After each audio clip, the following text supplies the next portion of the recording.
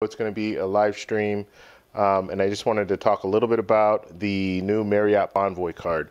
So we'll talk about that, and then we'll jump in the chat, and we'll see what's going on with everyone in the chat. So I will be doing a live stream tomorrow. I just wanted to come on now and do just a little bonus. And Saturdays, usually if it's a Saturday and I don't have anything planned, or if I'm not doing anything, then I'm going to start coming on Saturdays as well, just so you guys can we can have a little extra stuff going on. So let me just get everything set up. I know we're going to be starting, I said at 9 o'clock, so I got about a minute to just pull this up here. And if you do come in the chat or come in the live stream, just let me know you're here by just saying hello. And if you're comfortable with it, just let me know what state you're coming from or what country you're coming from. And we'll get everything going momentarily. Just move this around real quick here. And I always like to have all my info here. I just jumped on right now, so I'm a little unprepared. But that is okay. We'll still start on time and we'll still have everything going. Okay, so if you did come in, just let me know that you're here. And like I said, we'll be talking about the Bonvoy today, the American Express one. And then we'll just, we'll open it up for everyone to kind of give their opinion about it. I think I think it's pretty good, but I've heard some real crazy things about different people express their opinions about it. Let's just say that, and they haven't all been good. So that's just kind of what I've been seeing. All right, let's pull this. I don't know why I'm having issues with this, pulling this screen around. Now, if you guys can hear me, that's great. If you can't hear me, let me know. That way I can fix things. If the video goes bad, let me know. That way I can fix that. All right, so we got a few people on here already. Come on, how you doing?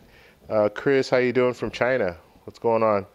James, how you doing, James? And S-Bro, how you doing from New York? All right, so yeah, the big announcement, I guess you can call it, in the credit card industry or the credit card world, travel credit card world, is the Bonvoy card, the Marriott Bonvoy, the Brilliant card. So that one went live, I guess you could say, went live this week. And so a lot of people have been talking about it. I did a video on just how to see if you can get that effective annual fee taken care of. So it's a $450 annual fee.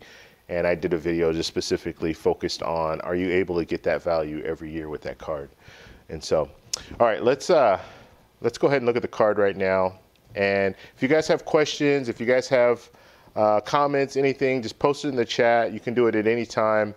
I'll stop after I'm done doing this quick little review of the Bonvoy card. Then I'll stop, and then we'll answer. I'll answer questions if I know the answers, and then I'll pose some other questions and stuff like that too, just about this card. All right, let me pull up now. I personally, just right off, I'm personally probably not going to be getting this card.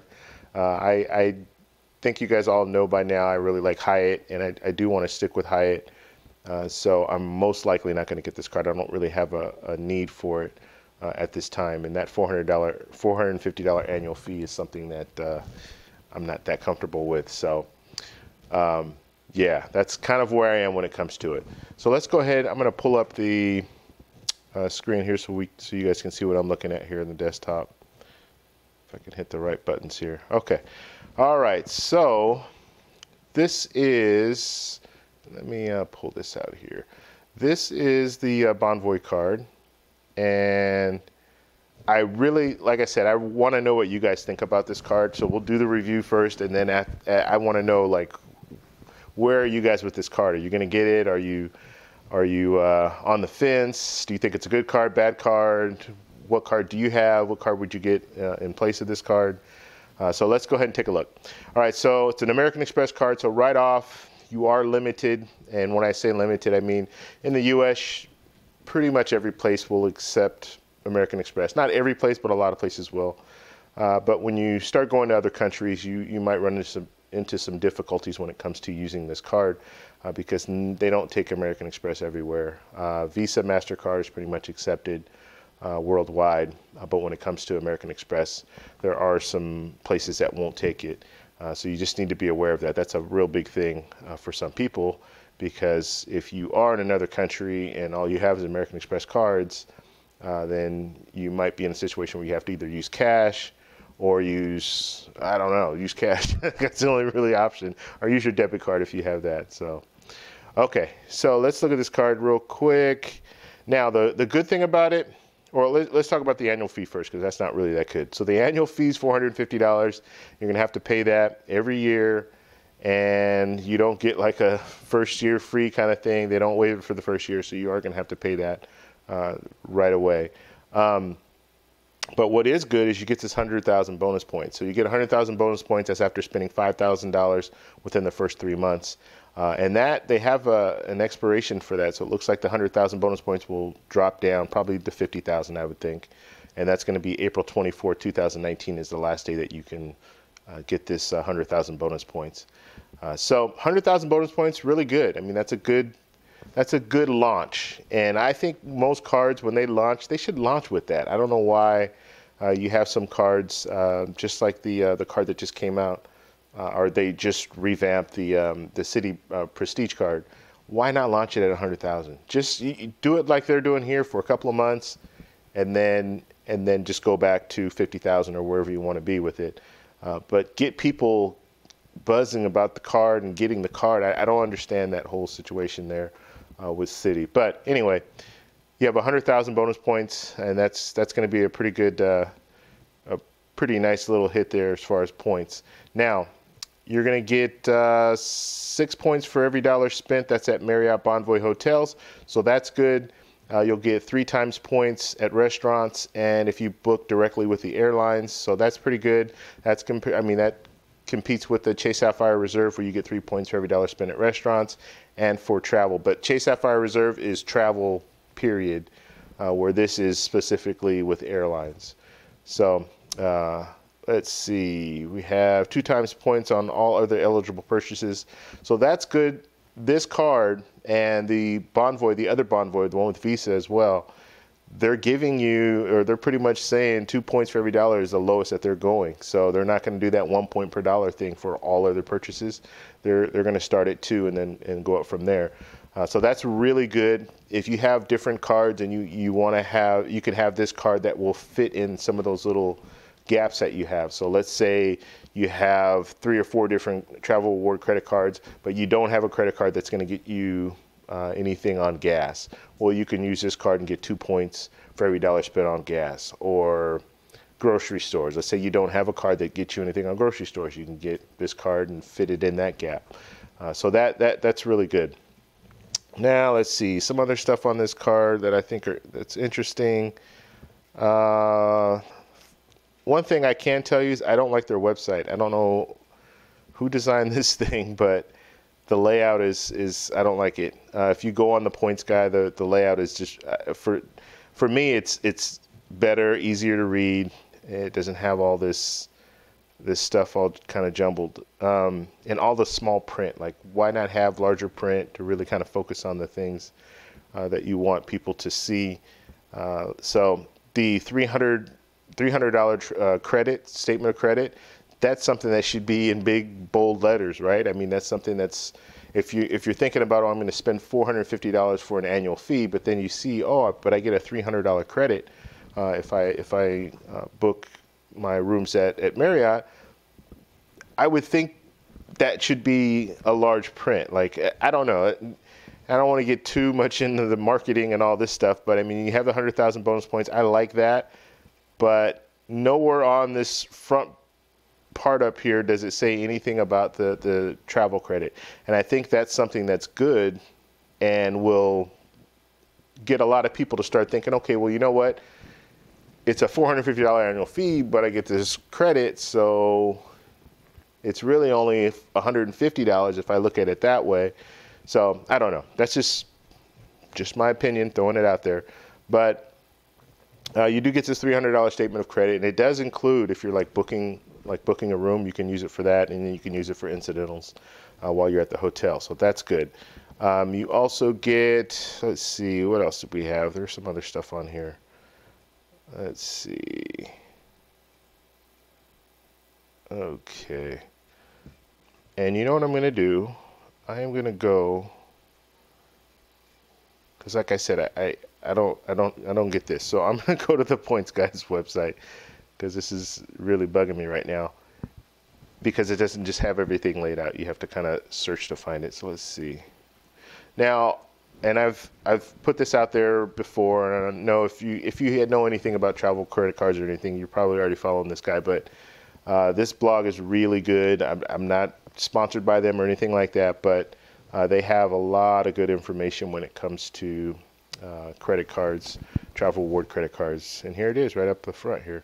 So they lay out a lot of different things, a lot of different ways to maximize your points and all that stuff. So we'll go in here and we'll just pull this one down real quick, and I'll look at this. It's just like I said, it's, for me, it's easier to decipher what's going on here. All right, let's see. And let's see here. Okay, so now if we move down, now right here, now this is what I'm talking about. This is the kind of stuff I'm talking about. So they'll have like all this information. You have these boxes right here, and it lays out everything, right? The $300 travel credit that we were talking, or the $300 statement of credit that we were talking about. The free night, so you get a free night, and that's anniversary night, and it's up to 50,000 points, like the point value, I guess.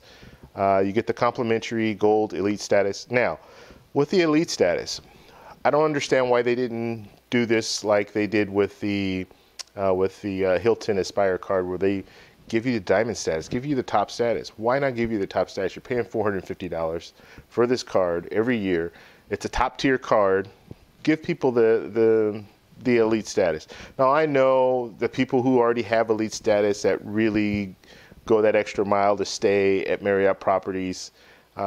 They're probably, they're going to be upset because they're spending all this time at the hotel, and this person can just get it for $450 basically is what they're doing. But the Hilton's doing it, and they're successful doing it. So I would at the very least offer it for 1 year, or offer it for a period of time. Like, so if you get the card from now until April 24th, then you'll get that elite status for 2 years, or you can even do it as long as you have the card. You can do that too. But I don't know. I just think gold status, that's good, but you could give them the highest status. All right, let's see. So we already talked about the 2 times points, and let's see if there's any other things on here. And like I said, questions, please post it in the comments, or I keep saying the comments. Please post in the chat, and we'll talk about it right after I'm done looking at the some of the other benefits on this card. All right, let's see. So these buttons aren't working. Okay, so let's see, redeem points. We already pretty much talked about that. Trying to hit this travel here. Okay. So the free night we talked about that. Okay, TSA PreCheck. So they have every 4.5 years. So every 4.5 years, you will have like credit. So let's say if you want to get global entry, you'll have that $100 credit to get, or it's not really a credit, but I think all you need to do is go and get your global entry. It's $100, and then they'll credit your account. So that's good. You get premium internet access, which is great. And you get priority pass. See, and this is what I'm talking about. Like when I was looking at the other site, okay, so you have all this stuff here, and I know I'm kind of going off on tangent when it comes to this, but it's important for me to want to see all this stuff, right? I don't want to see these other credit cards. I want to look at this card. So why are you comparing the cards to this? I don't know. Just give me the information that I want to see when it comes to this card. So all in this small print with the comparison, that's when they say, okay, you get the free night. You get well, it just says statement credit, but they already talked about that up at the top. So that's what I'm talking about. And then when you look at them together, like, how am I, if I'm looking at this card, if I come and I look at the Marriott Bonvoy, I'm thinking, and I'm all excited about this new card, and I'm thinking, oh, I want to get this card. And then I start moving down the list here, and then they say compare credit cards, and they're comparing it to the Amex Platinum, which in my opinion is no comparison. The Amex Gold, in my opinion, there's no comparison. And you start looking at some of the different benefits. The only benefit right now is the 100,000 bonus points. But everything else, you start looking at the different things. You're looking, okay, 5 times points, 5 times points, 6 times points. Oh, that's okay. 3 times points, 2 times points. You compare it to the Amex Gold, which has a really good earn setup. And then you start moving down, you start looking at some other things. Okay, $450, this is $550. But my whole thing is, if I'm comparing these two cards, and then you see all this information that they have laid out here, and then you see this here, it looks like, why not go with the Amex Platinum? I don't know. That's just the way that I see things. And they don't have any of this other information on the front page. You have to click in to get it. And so, like, when I click on here, and this is the points guy's his setup or his webpage, it has a lot of this information. TSA PreCheck, the priority pass, so that you can get lounge access. Not something that's pushed out there. If I want to pay $450 for a card, I want to know, hey, can I get lounge access? Okay, you can get lounge access. You get the TSA PreCheck. You get the premium internet. I don't get American Express, their website. I don't know, it's frustrating to me. No foreign transaction fees, so that's great. Like I said, you might run into some issues if you do go to certain places where they're not going to accept American Express. So if you're in another country, that could be something that for me, that would be a big issue. If I wanted to, and that's probably, well, that is part of the reason why I haven't really made a commitment to American Express at this point. I'd love to know what you guys think. So if you guys have any information, please put it in the chat and we'll talk about it in a minute. But I want a card that's accepted pretty much everywhere. So if they accept credit cards, I want to know, okay, I have a Visa card, so I'm pretty good. They'll accept that card. But when you start getting into the business of hoping that they accept American Express, that I don't want to be out traveling and be in a situation where I have my card, I know I can use it, or I have a card that I want to use, but I can't use it because they don't accept it. So now I have to use another card. So that's just how I feel about that. You get roadside assistance, so that's good. Car rental insurance, it's going to be the secondary insurance, so you're not going to get the primary insurance. Then they have some other stuff, the baggage insurance plan. And I haven't looked at all the information on these, so you're going to have to read the fine print when it comes down to that. And let's see here. This is the front, right? Yeah, so I will post. Like I said, I'm not getting any kickback or anything from the points guy, but I will just post for you guys to check out, just because, like I said, it's a better setup. Let's see, is this working? Okay. I'm trying to paste it in the chat, but yeah, it's not letting me do it. Hold on a sec. Let's see here. Oh, wow. That's why it's not letting me do it. I don't know why that's not going to work. Okay, yeah, we're going to go on the Points Guy website. This link is just way too large. So just go on the Points Guy website. I try to put it in there and it's not letting me do anything. Okay, and that's pretty much it. I mean, I like what they're doing as far as we all know, or maybe you guys don't know, but Marriott and SPG, they merged, or Marriott bought SPG, and so now they're merging their programs together, and that's hence the new Bonvoy program. And so now they're branding all their cards the same. So you do have some Visa cards, and then you have the American Express, which is really kind of strange in itself. So you can get a Marriott. The next, let's see. And I will talk about this card as well, but not this one.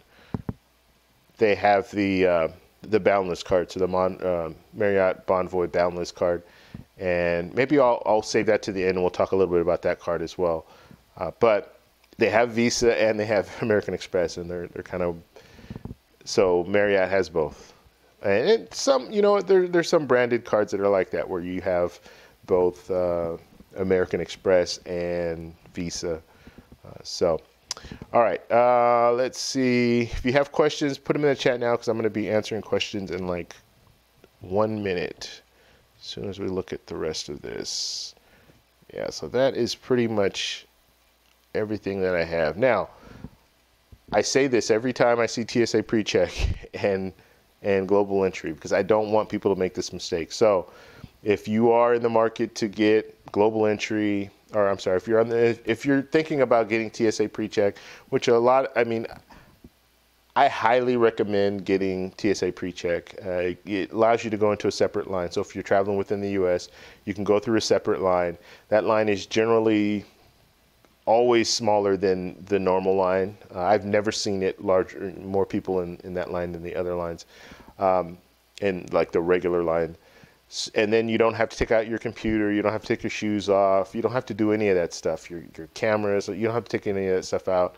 You can just walk right through, put your bags on the conveyor belt, and then, you're set. It's a lot faster program, or a lot faster setup. And then, but what I wanted to say as far as that, I got an tangent with TSA PreCheck. If you're going to get TSA PreCheck, or you want TSA PreCheck, don't get TSA PreCheck alone. Get global entry, because TSA PreCheck is like $85 or something like that. If you get global entry, it's $100, but you'll get global entry plus you'll get TSA PreCheck. And global entry is for when let's say you leave the country, and when you're coming back into the country and you have to come through U.S. Customs, you have a global entry. You'll actually get a card. So you'll have this global entry card, and they do a background on you, so they kind of know ahead of time a little bit about you, and make sure you don't have criminal record and all that kind of stuff. And so when you come back into the country, you go to a kiosk. You don't go to the regular custom line. You go to a kiosk. You put your passport down on that kiosk. You answer a few questions. Put your fingerprint on there. It takes a picture of you. It spits out this little receipt with your picture on it. You walk straight over to customs, the customs agent, and hand it to them, and then they'll look at it. And usually it's like, it's literally this fast. Well, they look at it, okay, sir, have a good day, and give it right back to you, and you're on your way. And there's no line there either, so you're pretty much the only one. So it's a great program. So anytime I see credit cards that offer TSA PreCheck and global entry, always go the global entry route. Don't just get TSA PreCheck, because if you get TSA PreCheck, you're not getting global entry. But if you get global entry, you're going to get global entry and TSA PreCheck. So I hope that makes sense. All right, let's go ahead and let's move into the chat right now. Let's see what's going on here.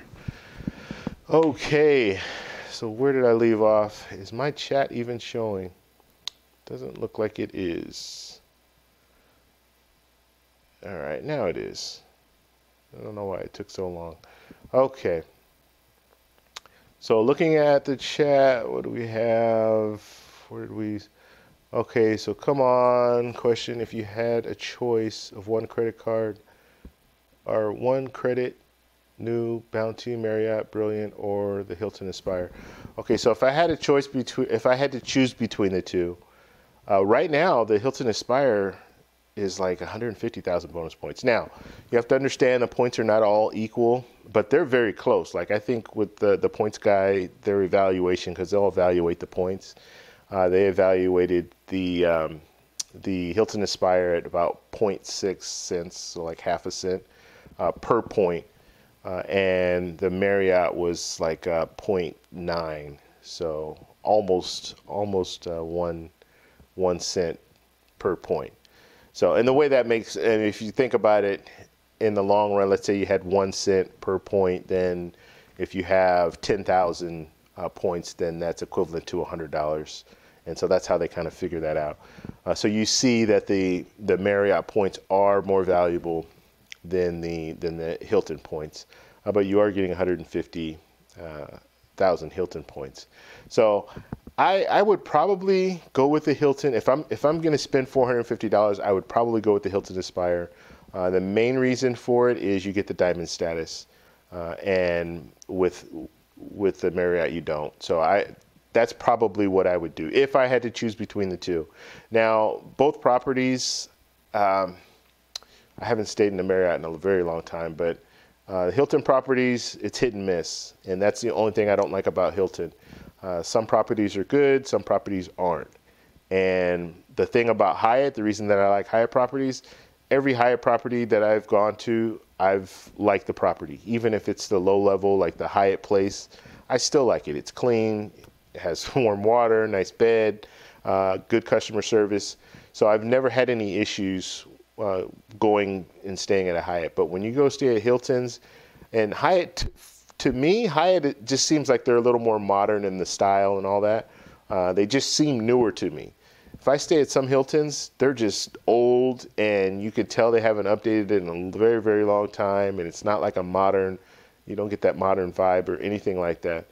So they're hit and miss. Some of them are really nice. Some of them are just, yeah, I don't know. So that's just my opinion when it comes to Hilton. But if I were looking at both cards, I would probably go with the Hilton over the Marriott. Let me know what you guys think too. Let's see. Hi, I'm new to your channel. How are you? How you doing, Maddie? Subscribe for more great videos. Yeah, so let's see. Okay, I just lost everything. Okay, hold on. All right, should I get this card even if I already have the Chase Sapphire Reserve? Well, it depends on if you want to make a commitment to a hotel. That's like a hotel chain. That's what it really comes down to. If I were recommending this card for anyone, if you're going to stay at Marriott properties, then this could be a card that you can consider, or consider the $95 annual fee one, and that's the Visa card, because you still get some of the same benefits, some of the same earn possibility, but you don't have to pay that big $450. Because realistically, that $450, I mean, that's a lot. $450 annual fee for this card. What they're offering on this card, I think that's a lot of money. Even though they're giving you that $300 credit, I still think it's too much for what they're giving you. So I would probably either look at Hilton cards or look at Hyatt. And the only drawback when it comes to Hyatt is they don't have as many properties as Hilton and Marriott, but the properties are nice. So that's just how I feel about that. But if you like Marriott properties, this could be a card to consider. If you have the Chase Sapphire Reserve already, though, there are some things where you're gonna have two cards that do primarily the same thing when it comes to, or you get the 3 times on travel and the 3 times at restaurants. So you're gonna use the Chase Sapphire Reserve over that card for those purchases. The Priority Pass, you're going to have Priority Pass to Chase Sapphire Reserve. What's the other stuff? Like man, I just thought about it. I can't remember now. The TSA PreCheck, or that credit, you're going to have that credit with the Chase Sapphire Reserve. And what's some other stuff? Oh, yeah, I can't think of the other one. There was another one. It was on the tip of my tongue. I can't remember, but yeah, you'll have these cards are going to kind of bump heads when it comes to a lot of that. So, it's up to you, but I probably wouldn't. I would probably go with one of the lesser cards, the $95 annual fee cards, and save that $450 annual fee card for something better, like the Amex Platinum or something. Okay, let's see. Espro, I have an SPG. That was just rebranded to the free. Rebranded, and the free annual night makes it worth the $95 annual fee for a $450 card. I would rather get the Hilton card. Yeah, I agree. I would rather get the Hilton when it comes to that. Now, and I kind of brushed over that with the new Marriott card, the Marriott Bonvoy, the Brilliant card. You do get that free night, and you can value that. So let's say you get the $300 credit, and then you also get the free night. you can value that free night to around 150 or more, depending on where you're staying in and what time of the week and what's going on like if it's like an event or something that's going on, you could value that as higher than 150. So you can get, I'm not saying you can't get the annual fee, like you can get that annual fee every year if you use this card, but are you really benefiting from the Marriott card over some of the other cards? It doesn't really stand out to me. Like the Aspire card is just as good as the Marriott card. It just comes down to property, what you like as far as property. All right, let's see, Mandy. My question is this a better card than the card below? And that costs $95. What card? You're talking about the other card that I haven't even talked about the other card yet. But let's see. Hold on.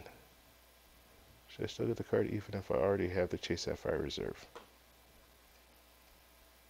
Okay, no, I've already read. Okay, I'm reading stuff over again. I'm sorry. So I'm confusing myself because I'm reading some of the same stuff. Yeah. So Mandy, I hope I answered your question. If you have any further questions, just post in the chat and we'll continue talking about it. But yeah, I would keep the Chase Sapphire Reserve and not get the Hilton or the Marriott card, and then save, like I said, save that. Get a $95 annual fee card. And then say like the Bonvoy, what is that Bonvoy called? The Boundless card. Get the Boundless card, and then save that $450 for like another premium card. Okay. What's going on, Rican? How you doing? Yeah, you made it. Amex is also known for blacklisting. Blacklisting in what sense?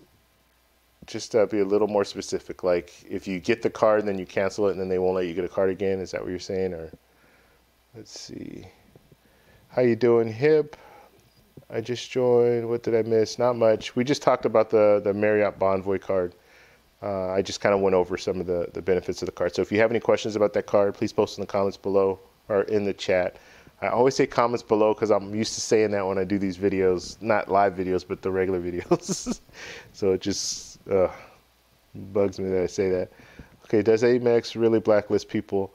Okay, so let's have a discussion about that if they do blacklist. Like I said, I to this day I don't have any American Express cards. I have all Chase, and then I have a couple of Citi cards, or I've had a couple of Citi cards. I only have one now. All right, let's see. Also, does Rewards now use UR points? Amex new point system. Not be global entry. Okay, thank you. Okay, Mandy, you put global entry. I don't know what you're asking there. Okay, thank you. Let's see. Is it worth it to pay $120 for 6-inch extra leg room? This flight is from London to Chicago. I mean, it depends on how long your legs are.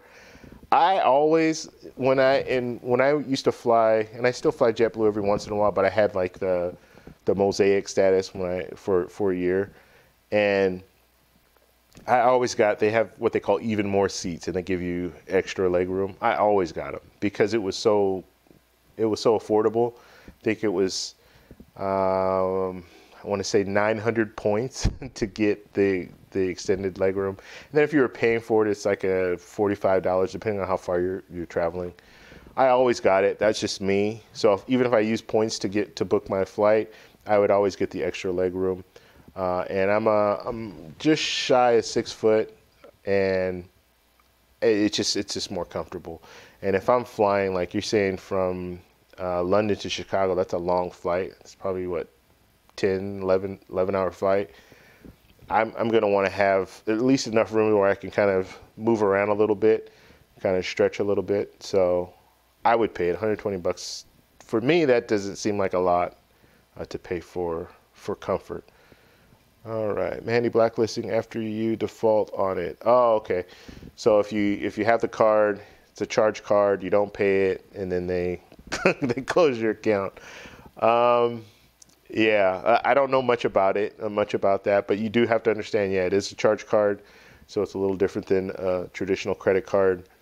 So you do have to pay it in full every month, and you'll have to pay penalties if you don't, and then you can get to the point where you do get blacklisted.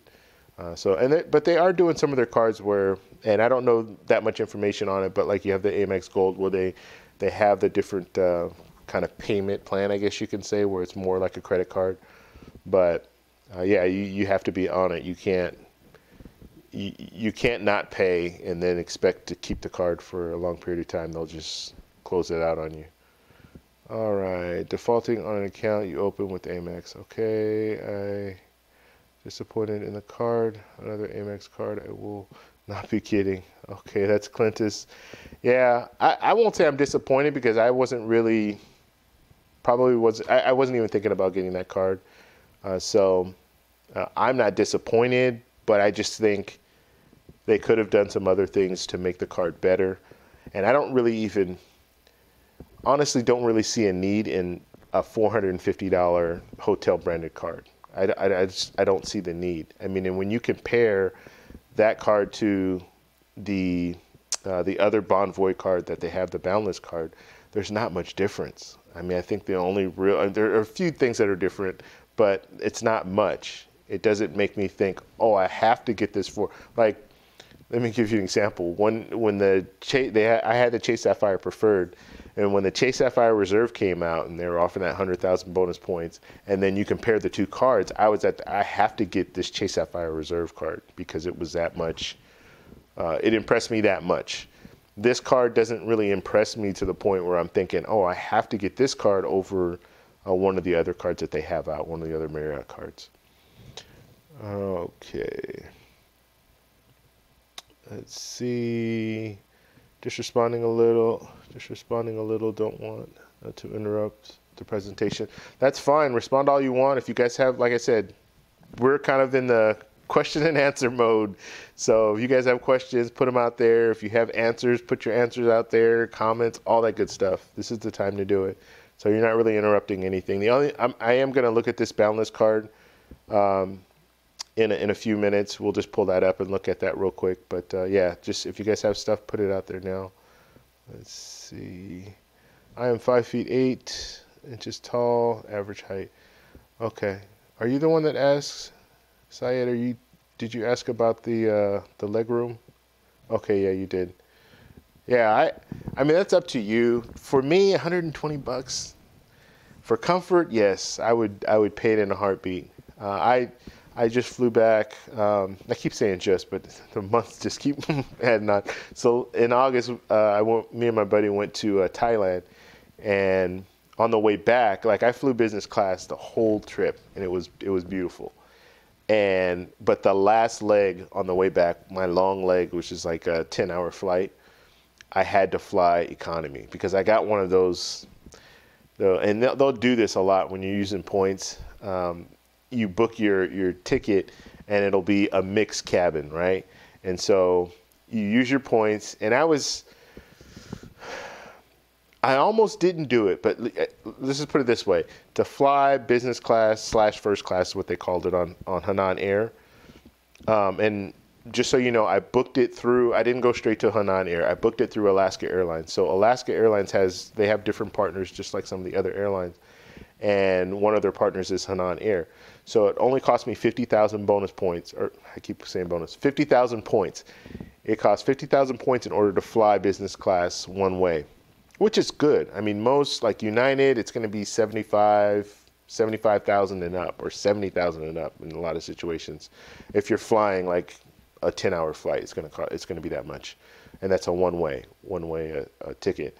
So it's 50,000, so that was good. But the only problem is that it was a mixed cabin. And so, of course, when they do the mixed cabin, that long leg, they're going to say, okay, you're going to be in economy. So I had to fly back in economy, and that was the worst. Just the flight attendants, the food, everything was good. Everything was good except for just not having any leg room.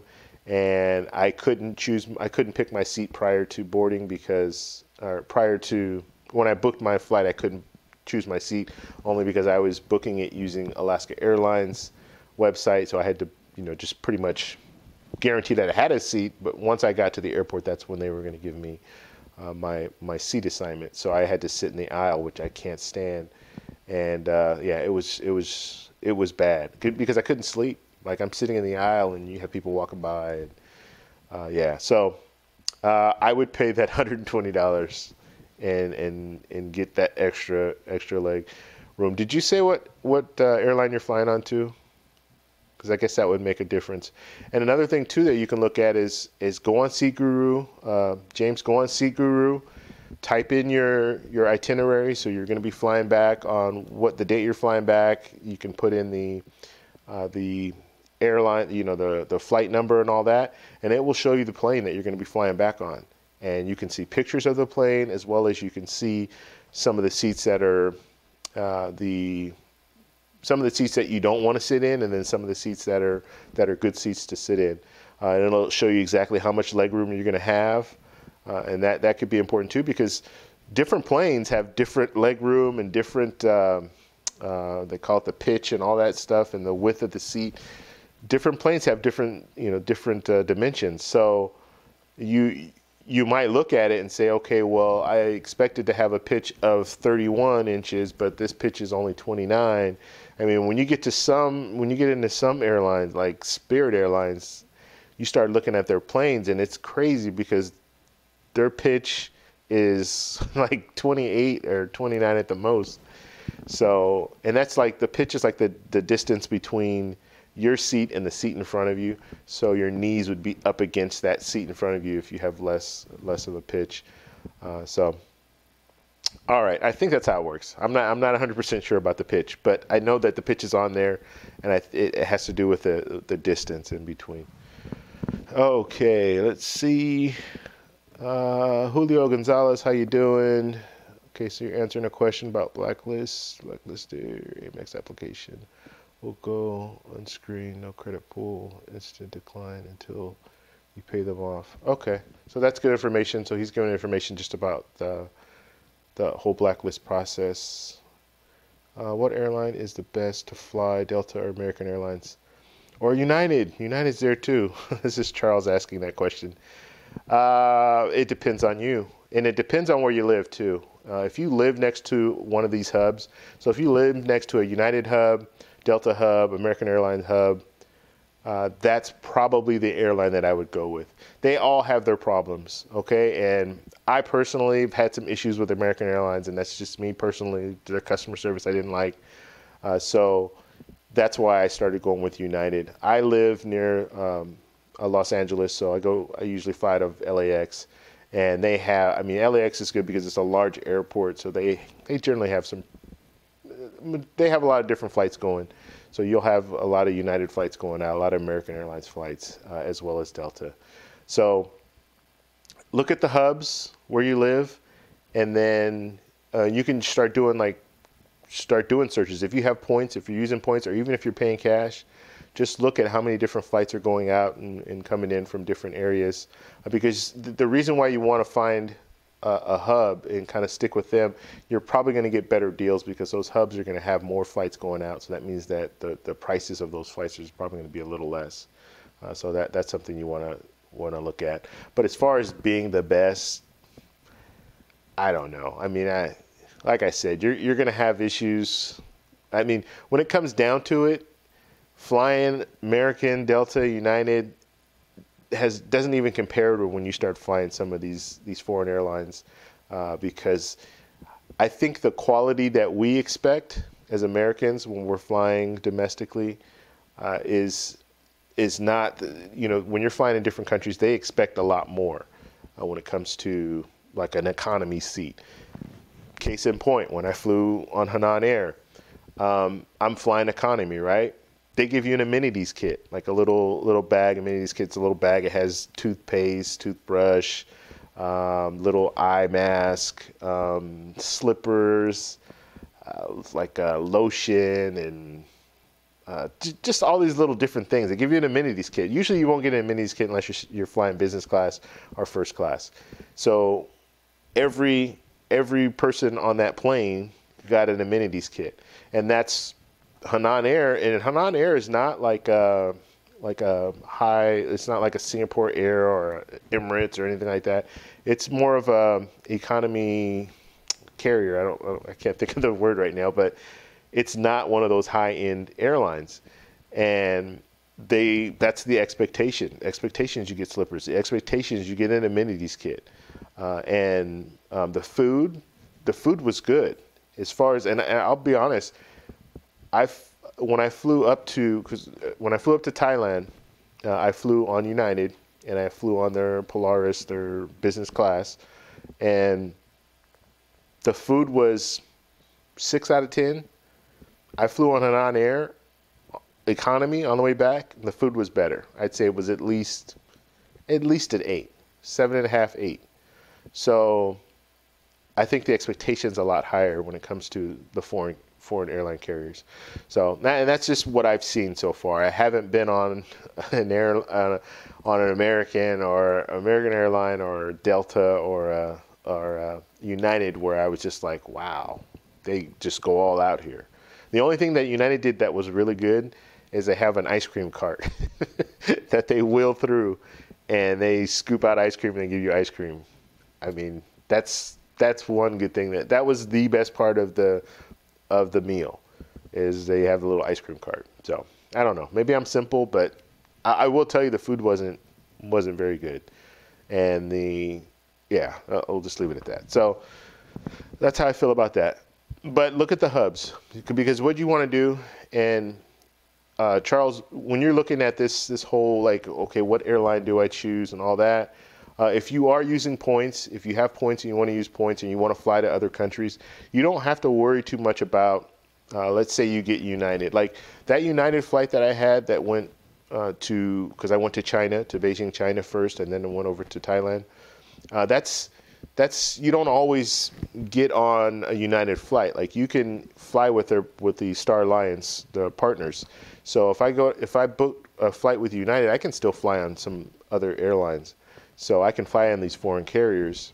I just need to, when I'm booking it, I just need to say, or not really say, but when I'm booking it, I just need to look at where flight's going to be, or what airplane is going to be flying or taking me. And sometimes you'll look and it'll be a different air carrier. So you don't always have to fly with United, or you don't always have to fly with American. When I did fly, I went to Paris. On my way back from Paris, I used American Airlines points, but I flew on British Airways. And I flew first class on British Airways. And that was an unbelievable experience. I've never been so pampered in my life flying first class. So you don't have to just fly on American, and you don't have to worry about the way the airlines are set up now. You don't have to worry about not being able to get somewhere. So if I pick American over Delta, does that mean that I won't be able to fly to certain destinations? They have footprints all over because they have all the different airline partners. So that's how that works. Case in point, I'm flying in 3 weeks. I'm going to Carnival in Barranquilla, Colombia, and the second largest carnival in the world. Just so you know, Brazil's going to be number one, but it's the second largest. So I'm flying out there, and I'm using United points. I use 70,000 points. I'm flying business class up and back, and I'm flying on Copa Airlines and Avianca. So they kind of switches up, but I'm flying on the partners. I won't be flying on United. So. All right, let's see, what else do we have? Amex, MR versus Chase, Ultimate Rewards, which is better now? Okay, I can't speak for the membership reward program because I don't have any Amex cards. So if any other people on here have it, please put your experiences on there.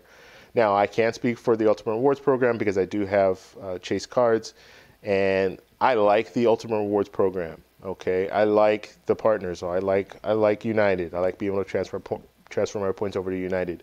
One good thing about the Ultimate Rewards program is you have Marriott properties. So when it comes to hotels, you have Marriott properties, you have Hyatt properties, you have IHG properties. You can transfer your points to all those different hotels.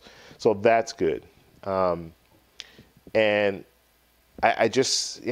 overall, I like it. I like Ultimate Rewards, and I like the fact that you have the Chase Sapphire Reserve and some of the other cards. You can get the whole trifecta going where you can really maximize your points.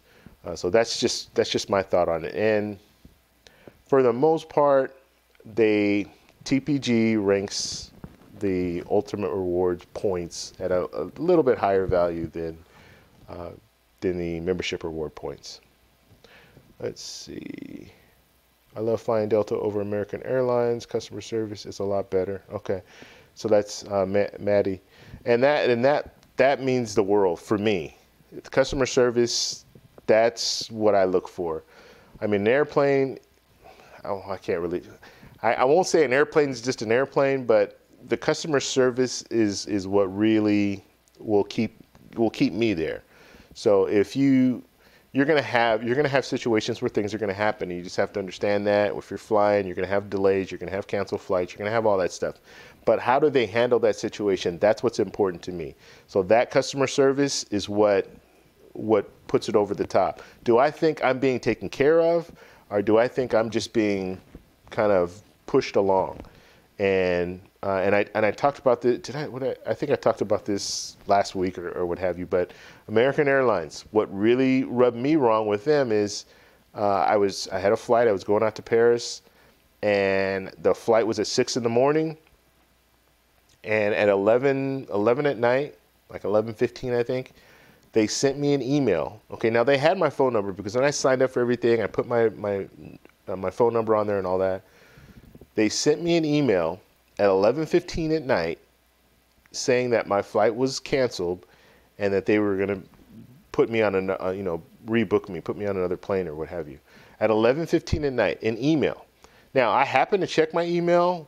I don't know why. I'm glad I did, but I happened to check my email before I went to bed.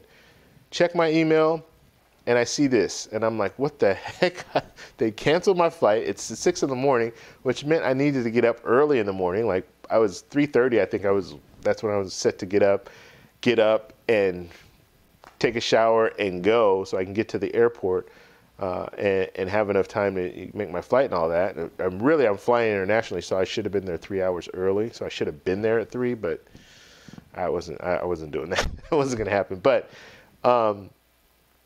so that's what I'm talking about when it comes to customer service. So I had to call them. I called them right away, said, hey, this is the situation, and this is what the email that I got. And they were like, oh, and they started looking, oh, well, we can't really find a flight and this and that. And so it took me an hour to figure out, or it took them an hour with me on the phone, talking with them for an hour to try to figure out a flight. And my whole issue was I needed to catch a connector. I was flying over to, was it San Francisco? I flew up to San Francisco, and then I flew from San Francisco somewhere else. I can't remember where it was. This was a couple of years ago.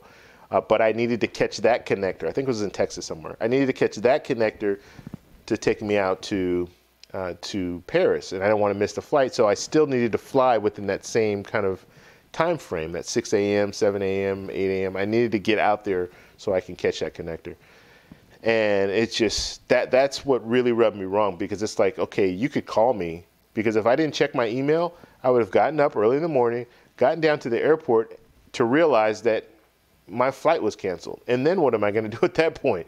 I mean, hopefully they would have booked me on something else, but if they booked me on something earlier, I would have missed that flight as well. Or if they booked me on something a lot later, well, now I'm sitting in the airport for hours just waiting to get out, and I'm going to miss my my connecting flight, and I mean, it just would have been a disaster. So that kind of stuff is what that was, and that whole flight, or not flight, that whole trip, there was always something going on, to the point where I went through all that, and then on my way back, I had the beautiful British Airways first class experience. And then I get back it took me to Las Vegas, and I live in Southern California. So it took me to Las Vegas, and I had to catch American Airlines. So I'm flying British Airways, right, all the way to Las Vegas. And then from Las Vegas, I had to fly just a little hopper, basically 45 minutes from Las Vegas to California, and I flew on American Airlines. That flight, they didn't put my luggage on the plane. So my luggage was left in Las Vegas. Didn't get my luggage for a day and a half, but it didn't matter because I was already at home. But I mean, let me say, it mattered because I wanted my luggage, but it wasn't a big deal because I was at home, and they had the gall to tell me, oh, and this is just advice. They had the gall to tell me, yeah, you know what, we'll have your luggage here, and they told me what time, like in the afternoon, so you can come and pick it up. Don't ever, I don't care if you're back at home, don't ever pick your luggage up. They need to bring that luggage to you, and they have delivery services that will do that. And so always have them deliver your luggage. You should never have to go to the airport to pick up your luggage. So yeah, they had the gall to say that. You know, I mean, that customer service, that's something that, you know, someone's already in a situation where they're upset. They don't have their luggage, and this is after a long flight. I've been I've been flying for the last, I think it was like 17, 18 hours, like between the time that I left and all the layovers and all that stuff. And I get home and I don't have my luggage. The last thing you want to tell someone is, yeah, you know, you can come back at, you know, around noon and you can pick your luggage up. And then me show up at noon and then there's no luggage. And I mean, don't ever do that. It's their responsibility to deliver your luggage to you. And if you're like, when I'm at home, so I didn't qualify for any of like the baggage insurance and all that stuff, or like the daily spending where you can spend like $50 a day or $100 a day. I didn't qualify for any of that. But if you are, and you know, like you go wherever, let's say you go to Hawaii and they lose your luggage in the process, well, yeah, you're entitled to get money every day to spend for, you know, basic necessities, as well as credit cards do the same thing. So you can kind of look at your credit cards and see what benefits you can get as far as like travel, lost baggage fees and all that kind of stuff, or not fees, but lost baggage reimbursement, stuff like that. So that's what I'm talking about, customer service. So I totally agree with you, Maddie. That's the number one thing. All right, let's see. Where did we end up?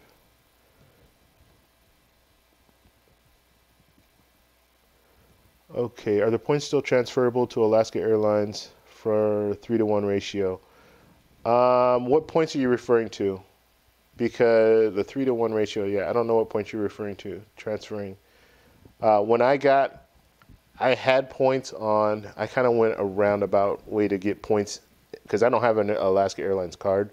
I've never had one, but I had the City Premier card way back, like not when it first started, but that was like that was the first card that I actually got when it came to travel cards.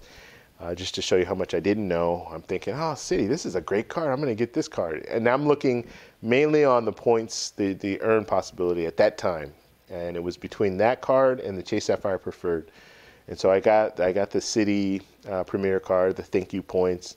I got 50,000 points. And so then I started looking at the transfer partners, and I realized I don't like these transfer partners. And at the time, my whole mind thinking, and I didn't know a lot, so I'm thinking, okay, well, I don't have any large carriers. I don't have United, I don't have Delta, I don't have American Airlines. All I have is Virgin America. At the time was Virgin America. That's all I have. And so not knowing what I'm doing, and I'll admit, I said, okay, well, I'm going to transfer my points over to Virgin America. So I transferred my points, all 50,000 points, over to Virgin America, and it was 2-to-1. So I lost half those points. So it went from 50,000 to 25,000 points. Now you can fly, like the way Virgin America at the time was, I think it was based on distance. So I didn't have to use a lot of points. I could fly to Las Vegas and only use like 12,000 points or something like that, or even less. So like I said, I was brand new. I didn't know what I was doing. So I transferred all those points over to Virgin America. Never flew on Virgin America.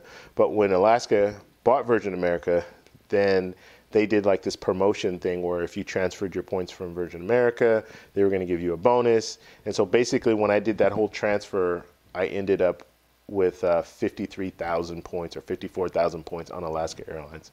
So I got my points back, I guess you can kind of say. And I got it to an actual good airline. Because I think Alaska Airlines, they have some good transfer partners, and they have really good customer service. So I transferred them over there, and then that's how I got my points over there. So, but I don't know the 3-to-1 ratio. We'll have to, if you have any more like information about what you're asking for, then we can talk about it. So you just joined Chase Boundless card with 100,000. With 100,000, so the Chase Boundless, it's 75,000 less unless you're getting like a referral link that's giving you that. But I see it right now as 75,000. I didn't see it any higher than that. Let's see, or wait, just join Boundless card or the Hyatt card under 524. Okay, are you asking a question? Just join. I don't know what you're asking, Odin. So if you're saying I think what you're asking is which card should you get, the Boundless card or the Hyatt card? If you're under the 524, or are they both under 524? I'm not sure what you're saying. So if you put more detail on there, then we'll address that. Let's see, American Airlines, unfortunately. Okay, well, James is saying that I guess American Airlines is around, or what he's going to be flying on. Maybe I shouldn't talk so bad about American Airlines. I'm just telling you the experience that I had, okay? I do have some friends that have had some good experiences. I've had another friend that's had a bad experience, just one. But you're going to have that with all the airlines. I mean, it's just the nature of the business. You're going to have issues with planes from time to time. It's just what it is. But if you get on the right plane, you have the right flight attendants, a good customer service, and you're all set. Let's see, what do you think about Capital One Savor that offers 4 times on dining compared to Chase Reserve? Okay, so my opinion when it comes to the Savor card. The Savor card's a good card if you're like a foodie person. You like to eat and you like to savor food, savor things. You get the 4 times back on dining. That's good. But the thing is, the Chase Sapphire Reserve is only going to get you 3 times points on restaurants.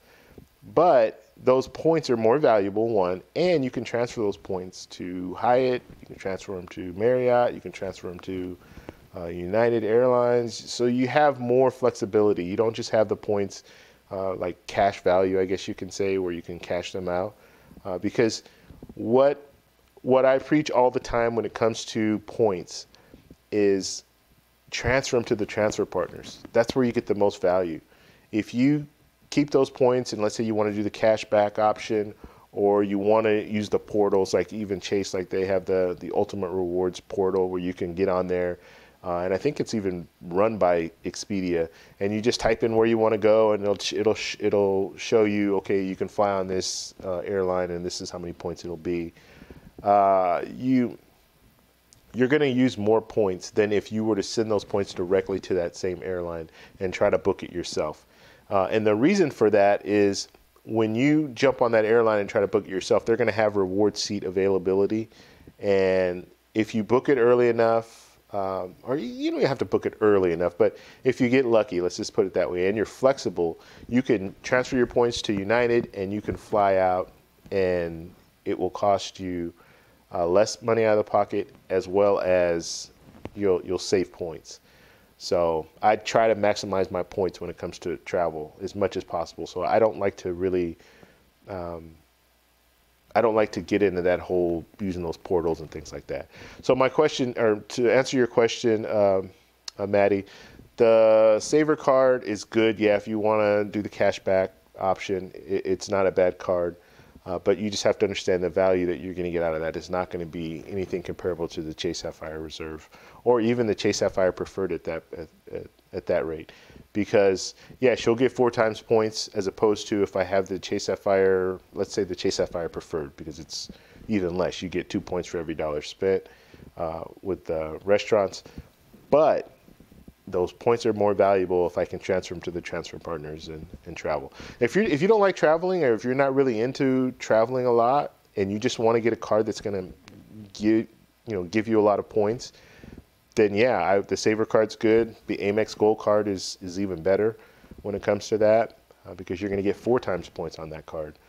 So that's how I see that. Let's see, Maddie. I agree with that. Jal is awesome. I've flown with them many times. Yeah, I haven't flown on them, but I'm telling you, a lot of the foreign carriers they're excellent when it comes to the experience. The experience is a lot better. That's just been my experience flying on them. Let's see. Just like investing in a 401k IRA, you don't want to pull all your money out of the bucket. Diversify.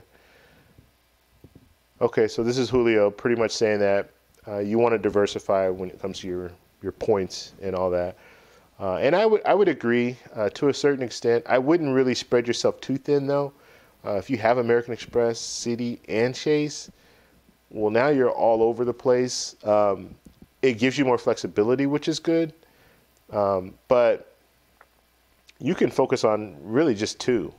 I mean, let's say focus on American Express and Chase, or just focus on Chase to get started, because the 524 rule will kind of, it will get you in a situation where, let's say you're trying to do 2 at one time, so you're trying to do Chase and American Express. Well, you can only get so many cards before Chase is going to cut you off. And then, so if you get the Chase first and then start getting the American Express, and you're good. But I think just having, if you're going to spread yourself between 2 different brands, American Express and Chase, you're probably going to be fine. You'll have enough flexibility to pretty much travel anywhere you want to go and stay at whatever hotels that you want to stay at using points. So I wouldn't spread it too thin where you're getting all these different cards, because then now you're going to have a variety of different cards. You're not going to be using all those cards because it's pretty impossible to do. So you want to get the cards that are going to maximize your earn possibility. Unless you're churning cards, you want to get cards that are going to maximize your points. And the Amex Gold will maximize your earn points. The Amex Platinum is good for the Centurion Lounge and for booking airfare. And then let's say you had the Chase cards. You have the Chase Sapphire Reserve and what other card would I have with the Chase?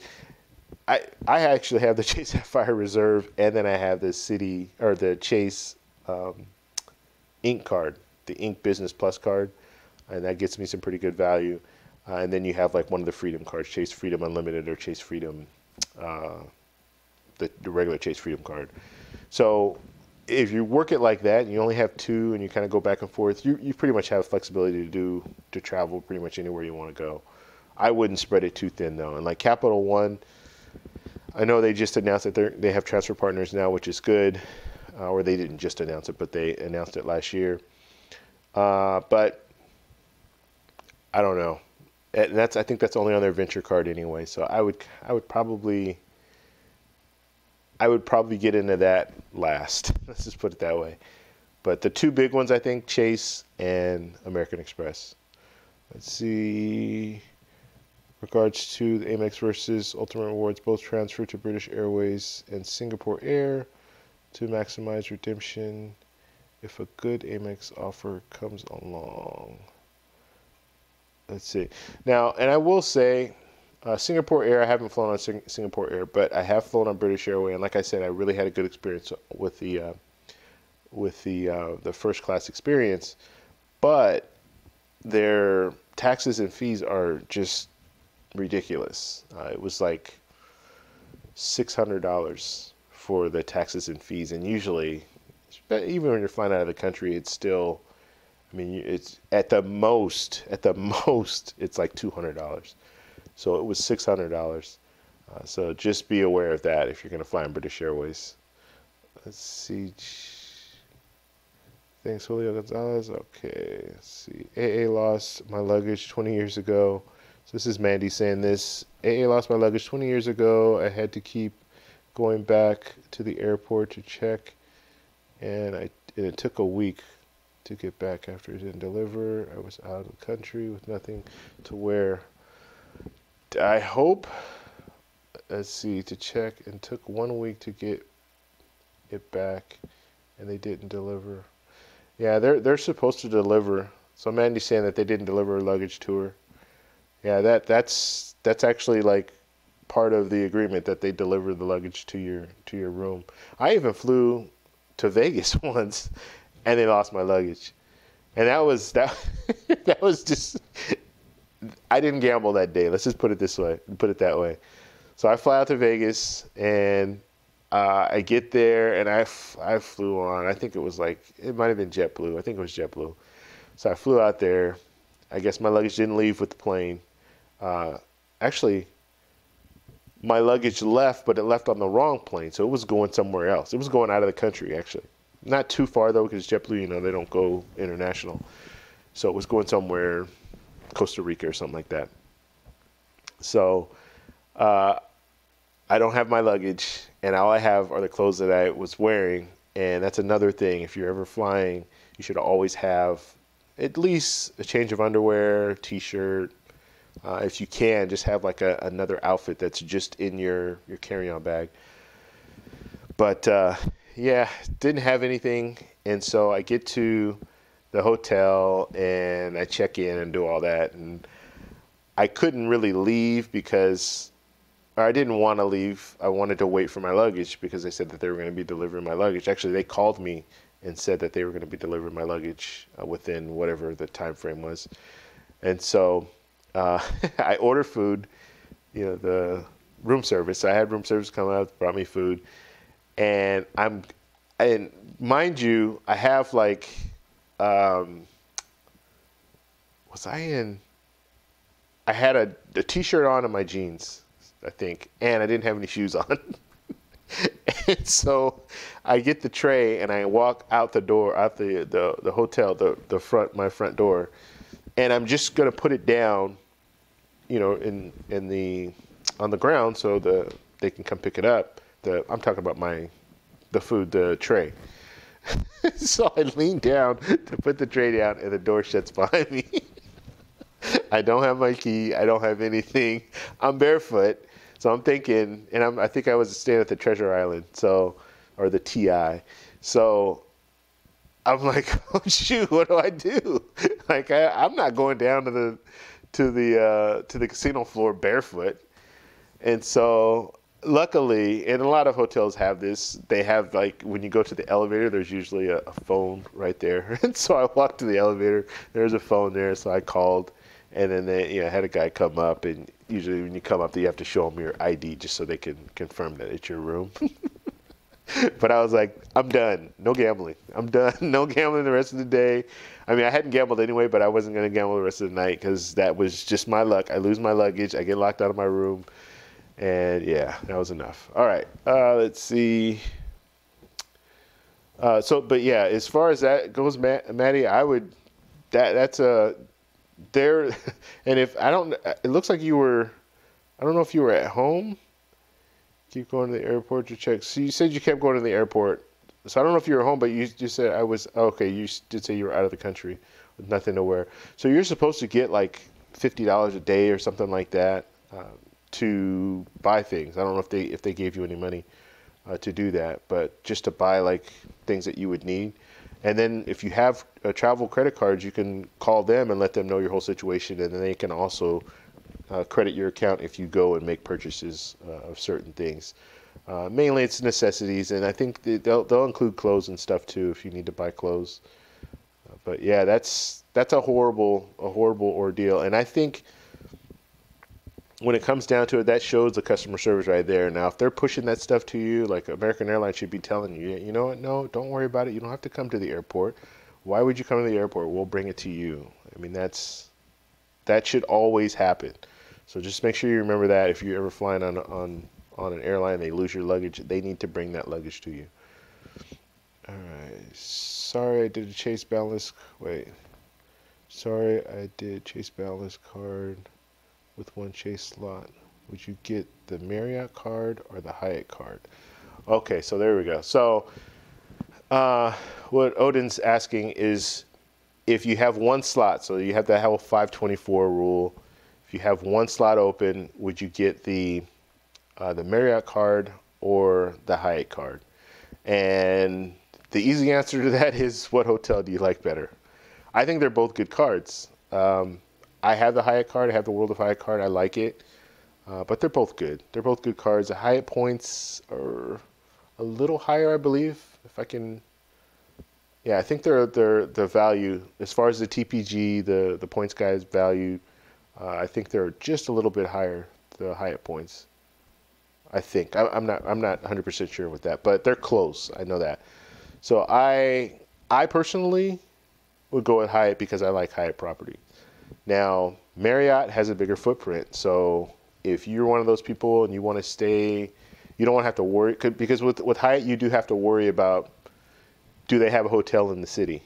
And like case in point, I'm going to, like I said, I'm going to Colombia in 3 weeks. No Hyatt properties in Barranquilla.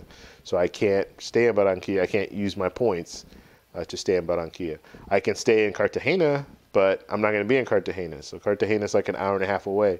And initially what I was thinking is, because Carnival is the big party is going to be in Barranquilla. So I was thinking, oh, well, I'll just stay in Cartagena and then drive up to Barranquilla. It's like an hour and a half away. I'm not going to do that. Like, I'm wasting money just driving back and forth. And if I want to go a few days, then yeah, it's just not worth it. So in situations like that, Airbnb. So my options are Hyatt or Airbnb. That's kind of the way that I do it. Actually, in this situation, I didn't even go Airbnb. I went with the reason I didn't go Airbnb in this situation is I've never been to Barranquilla before. So I wanted to stay in a hotel because hotels are a little safer. I mean, you'll have security and you'll have people that will be able to give you information. So that's another thing that I want. Plus, most hotels, if they're a large chain, this is a Hilton Garden Inns where I'm going to be staying. They have, most hotels are in decent areas. Airbnbs, it's hit or miss, right? You don't know exactly what the neighborhood's like. So I wanted to stay in a hotel for that. Now, if I know, like I've been to Medellin before, I will be going to Medellin on this trip as well. I'm going to stay in Airbnb because I know the good areas and the bad areas, and I know kind of where about I want to stay. So Airbnb is perfect for that. So, all right, and I hope I answered your question. Yeah, I would go with Hyatt over Marriott, but that's only because I like Hyatts. So if you like Marriott properties, use that slot to get the Boundless card. I mean, that Boundless card is good. And let's actually look at the card right now that we keep talking about it. And like, what is this Boundless card? I don't even know what it's about. Okay, so this is the Visa card that they have that they're offering as well. And I haven't really looked. I just know the bonus and all that. I haven't really looked at the card, so I don't know all the details. So we're kind of looking at this for the first time. But the first thing is you have the $95 annual fee, and it doesn't say that it's waived for the first year, so you will have to pay that $95 up front. And then you're going to get 75,000 bonus points. Excellent. Most cards should be 75,000 bonus points. So 75,000 bonus points is after spending $3,000 within the first 3 months. So that minimum spend is not very much, $3,000. And this is the way that I look at it. You're seeing a lot more cards that are 4,000 and 5,000 for that 3 month period. So the fact that it's 3,000, that's fair. That's kind of the average. Okay, let's see what else. What are the benefits that we have on the card? All right, so you get one free night, and every year after your account anniversary, valid 1 night stay. Redemption value. Okay, so you get the redemption value is 35,000 points. Now, I don't really know the whole structure with Marriott, and I don't know if that 35,000 means that like I know Hyatt has the categories, so they'll tell you, okay, you can stay at a category 1, or you can stay at a category 4 or below. So I'm guessing the 35,000 value, I don't know, it just kind of rates the quality of the hotel. So I know the other card, the $450 card, the American Express card that we did before, the Brilliant one, that one was 50,000. So that one's a little higher. So you're going to earn 6 times points at Marriott Bonvoy hotels. So that's not too bad. I mean, that's not bad. Now with the Hyatt, you can get if you're part of their membership, like if you're part of the World of Hyatt program, and then you have the card, you get, I think it's up to 9 points per every dollar spent. And then you're going to earn 2 points for every dollar spent on all of the purchases. That is really good, and I like the fact that they're doing this now, and I'm hoping that some of the other cards will kind of step that up, because that 1 point per dollar, man, it's ridiculous. It really is.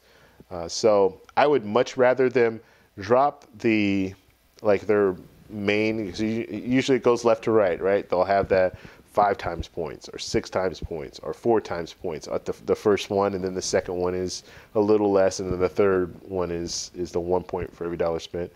You can drop the 6 points, or let's say you wanted it to be 8 points per dollar, drop it a couple down, and then in the bottom here have this 2 points for every dollar spent on all other purchases. It just makes sense, because you can fit those 2 points per every dollar spent in different little categories that you might not qualify for with other cards. So that is good. You get the Silver Elite status. I don't really know what Silver will get you with Marriott, but they will give you the Silver status. And then you have a path to Gold status. You have to spend $35,000 on the card in order to get Gold status, which, come on, $35,000 on the card, and they're only going to give you Gold status? They can't give you the top tier status? I don't get it. You're putting money on that card. Yeah, don't understand that. So you get 15 elite nights, so that's towards your elite status. So that's good. Free premium Wi-Fi and no foreign transaction fees. So that is good. Okay. And then that's kind of it. Let's look at some of the other stuff. Okay, so let's see. Okay, so your points don't expire when you use your card. Okay, so you have to use your card at least once every 24 months. So, and be careful with some cards, because you have to read that fine print. Some of those cards, like if you get some, like the Spirit Airlines card, I don't know why you would get it. There are some people that swear up and down they love Spirit, so that's good. There's one guy on here, Walter. He's not on here right now, but he swears up and down that Spirit is the best ever. But to each his own. Hey, it's just a means to get there, right? And if you're comfortable flying on Spirit Airlines or whatever airline it is, as long as you get to your destination and you can enjoy yourself, then it's all good. But some of these cards, they expire within 6 months, or they expire within 3 months if you don't use the card. So you really have to watch it, because you don't want to have a bunch of points in your card and then all of a sudden, oops, I forgot to use my card and now I've lost all my points. Let's see. So baggage delay insurance. This is good, Maddie, for you if you have this card as far as baggage insurance.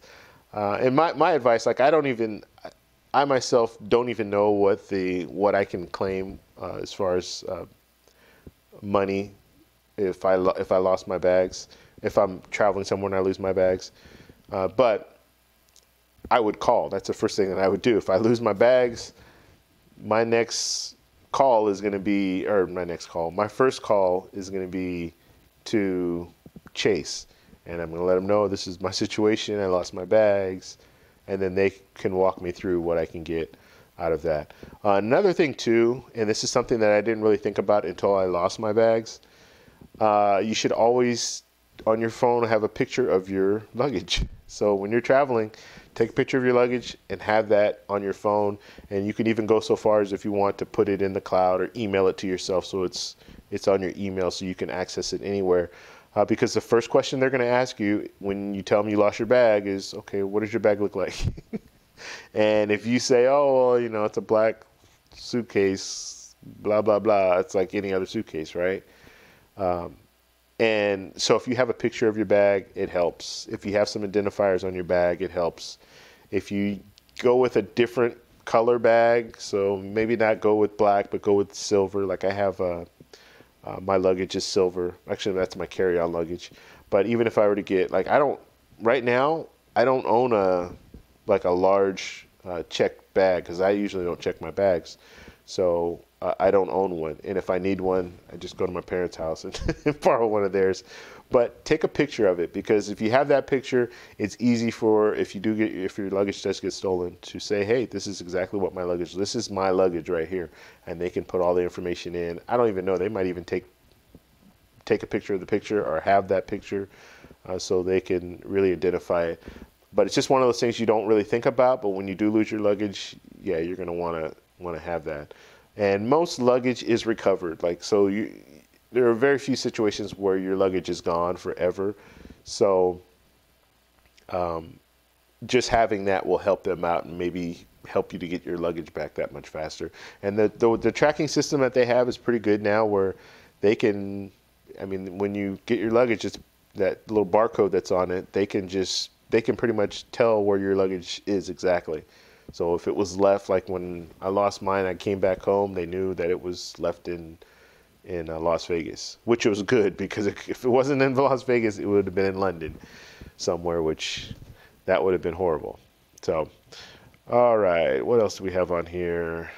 Lost luggage reimbursement. Okay. And they they say exactly what it is. So the baggage delay insurance reimburses for essential purchases like toiletries, clothing, for baggage delays over 6 hours by passengers carry up to $100 a day. Okay, so yeah, they pretty much lay that out right there, so they'll tell you. But you still, obviously, you need to call the credit card company and just tell them this is the situation, just so you know for sure. You don't want to just go out there and spend a lot of money. And then you also want to know, like, does it include, let's say you're traveling with your family, does it include all my family members, or how many family members will it include? All that stuff you're going to want to know. So, and I don't like to get my mind all, when it comes to the situation, if it happens, then that's when I'll deal with it. But I don't like to say, okay, well, I have all this information in my head, and then when it happens, then I still probably end up calling anyways because I forget.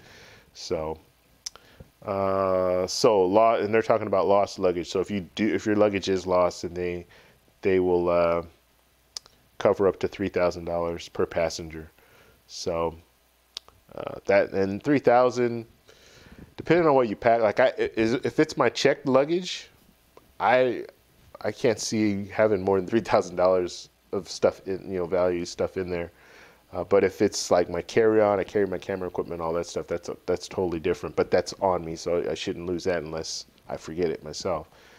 So that would be over $3,000. But my checked luggage, yeah, it's probably not going to be over that. Trip delay reimbursement, so you have that. Purchase protection, you have that. So this is all the, like, what is this, like a Visa signature card? Yeah, this is a Visa signature. I think it is. Did it say that? Yeah, Visa signature.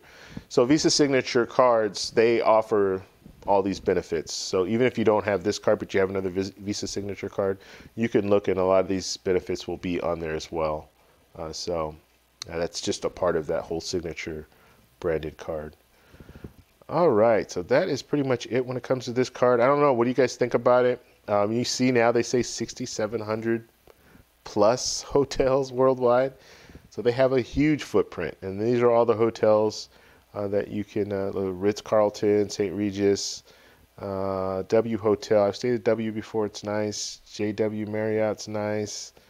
Then you have the regular Marriott properties. Sheratons are nice. So you see they have a wide variety of different hotels. Renaissance, 4 Points. The 4 Points are, that's hit or miss. I've seen some really rough looking 4 Points hotels. Courtyards are generally pretty nice. You kind of know what you're going to get there. I would compare the Courtyards to kind of like a Hyatt place. Let's see. So they have a bunch of hotels. So, All right, let's see. We have any other questions here? Okay. Where did we end up? So since we're talking, okay, so Mark, how you doing? Since we're talking travel cards, what do you think about these cards for foreign travel, for business travelers staying in hotels and dining out? You know, it's up to you. When it comes to hotel cards, you're not I don't see these cards really giving you that much when it comes to benefits. I really don't. I think they could do a lot more. If you're going to pay $450, you should get a lot more as far as benefits go. Now the $95 card, I think that card is good because it's giving you the 75,000 bonus points. It's giving you the 6 points per dollar on the if you're booking at their hotels. The only thing it's really not giving you is that credit, that $300 credit. But I could do without that. I really could. I mean, I could do without it. And then you get the 2 points for every dollar spent on all of the purchases, which is good. So if I were a business traveler and I'm trying to really maximize, like I don't want to spend that much money every year on a card, then I would go with the $95 card. Now, if you have your own business, like if you're traveling with your company, but it's not your company. If you're traveling with a company, like you work for a company, then I'd probably go with the 95. I actually probably go with the 95 either way. But if you have your own business, there is some argument that you can get the business version of the Bonvoy card, and then you can, that's a write-off. The $450 is a write-off, so you can look at it that way as well. All right, Odin, thank you for answering the question and reading my bad grammar. That's all right. You know what's funny? Like, I don't know if you guys have ever done live stream or anything like that, but it's kind of nerve-wracking. I've been doing it for a couple months now, and nerve-wracking in the sense that, okay, you're trying to read this, and there's a lot of times I'm reading it, and it's right, the grammar's all right, but it's not clicking, and I'm not understanding the question, or I'm just reading it wrong. It's right on there, but I'm just reading it wrong. You're kind of like on the spot, and so it's tough. So Odin, it's not always your grammar and stuff like that. It's just when I'm looking at it, I'm trying to read it and then think about the answer while I'm reading it, and then I'm messing it up and all that stuff. So that stuff happens. Okay, so Mark, City, thank you. Preferred capital. Wait, City, thank you. Preferred. Okay, it's probably Premier, right? Okay. City, thank you. Preferred. Capital One Venture, Bank of America Travel, Chase Sapphire, Basic Sapphire, Barclays Arrival. Okay. What are you asking me? Are you telling me these are the cards you have? Maybe that's what you're saying. Let's see. Thanks for the great content. I just got the Amex SBG guest card a few weeks ago. Do you think it's worth getting the new Amex Bonvoy card? And I think I don't want to keep going over the same thing. Like when it comes to the card, if you like staying at Marriott properties, and I think it's something that you can consider. I just look at the if you're talking about the Brilliant card, I would save that $450. I would get the Boundless card, the Visa card, and it's Visa too. That's another thing. Visa is accepted everywhere. Will you get the Visa that's accepted everywhere, or get the American Express that's accepted in most places but not everywhere? So I would go with the Boundless card, so the $95 annual fee card, and then save that $450 for a true top tier card. Because I look at this card, it's $450, but it's not a top tier card. I just don't look at it that way. Let's see. Excellent advice on luggage picture. Okay, thanks, James. Okay, Mark. Let's see. I know you've been to Colombia. Is there lots to do in Medellin, or is Bogota better? Okay, so Julio's asking about Colombia, and he's asking, is Medellin a good place to go, or is Bogota better? So I've been to both places, and Medellin is my favorite destination when I go to Colombia, and I go to Colombia a lot. Like, well, I've gone a lot. I've been there 3 times, and this will be my 4th time coming up. And I always have a good time, but this time I'm going to different cities, or at least one different city. So I'm going to Barranquilla, which I've never been to before.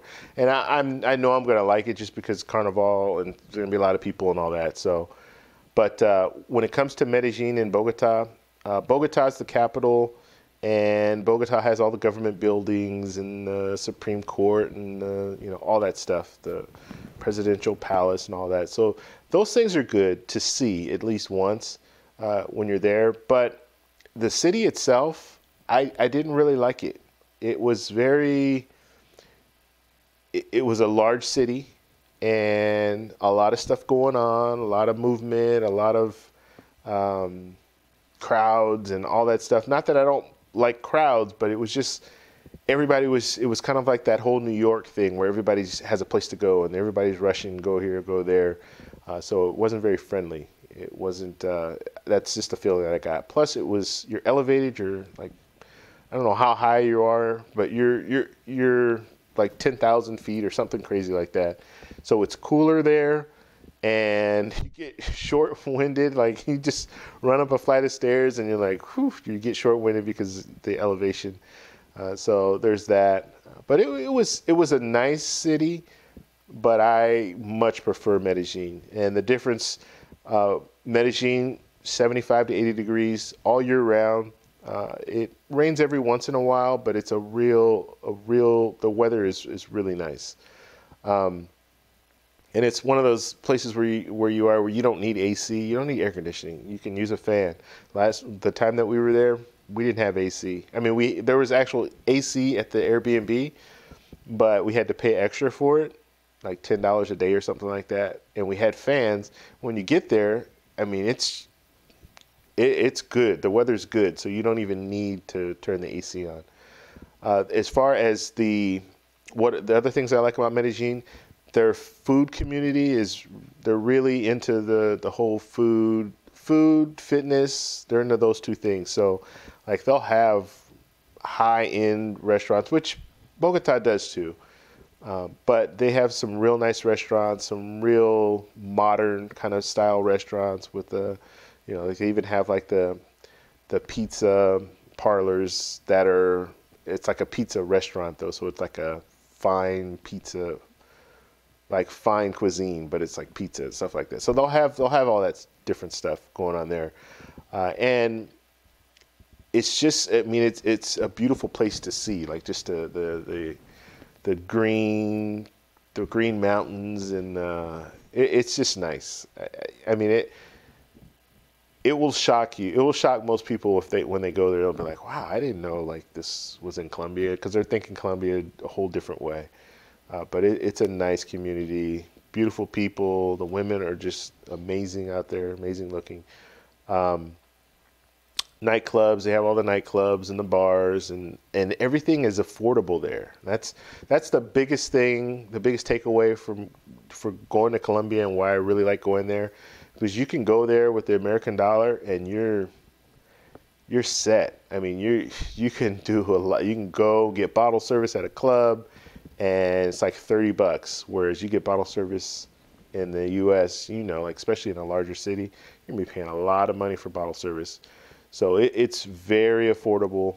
The food you can get a meal, dinner, $6, and it's like a full on meal. So yeah, your money goes so far. That's the main thing that I like about it. So being out there, for me, being out there is comparable to being in the U.S. if you're in the larger cities, and you're paying a third of the price of being in the U.S. So it's like, what?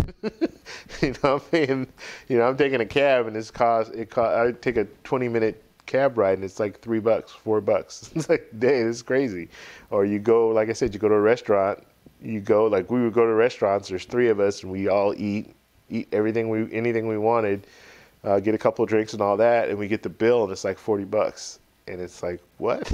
That's crazy. So, and I say $40, that's a lot. Like $40, that's a few drinks. If you don't get in, like we went to a few places, we didn't get any drinks. I mean, we got like like like we didn't get any alcohol is what I'm saying. Got our meals and it was like $23, $24. So yeah, it's definitely worth it. So Medellin, I would go to Medellin first.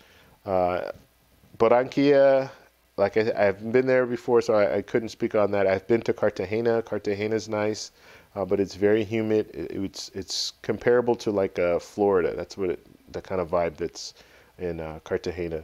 But it's nice. They have really good fish. Like if you like fish, and you want to get those meals, they have really good fish. And like they'll have these restaurants. They have a couple of them that it's on the beach. And when I say on the beach, I mean it's in the sand. Like they built this restaurant in the sand. And so you go out there and they had some really good fish. So, all right. Where are we, James? Okay.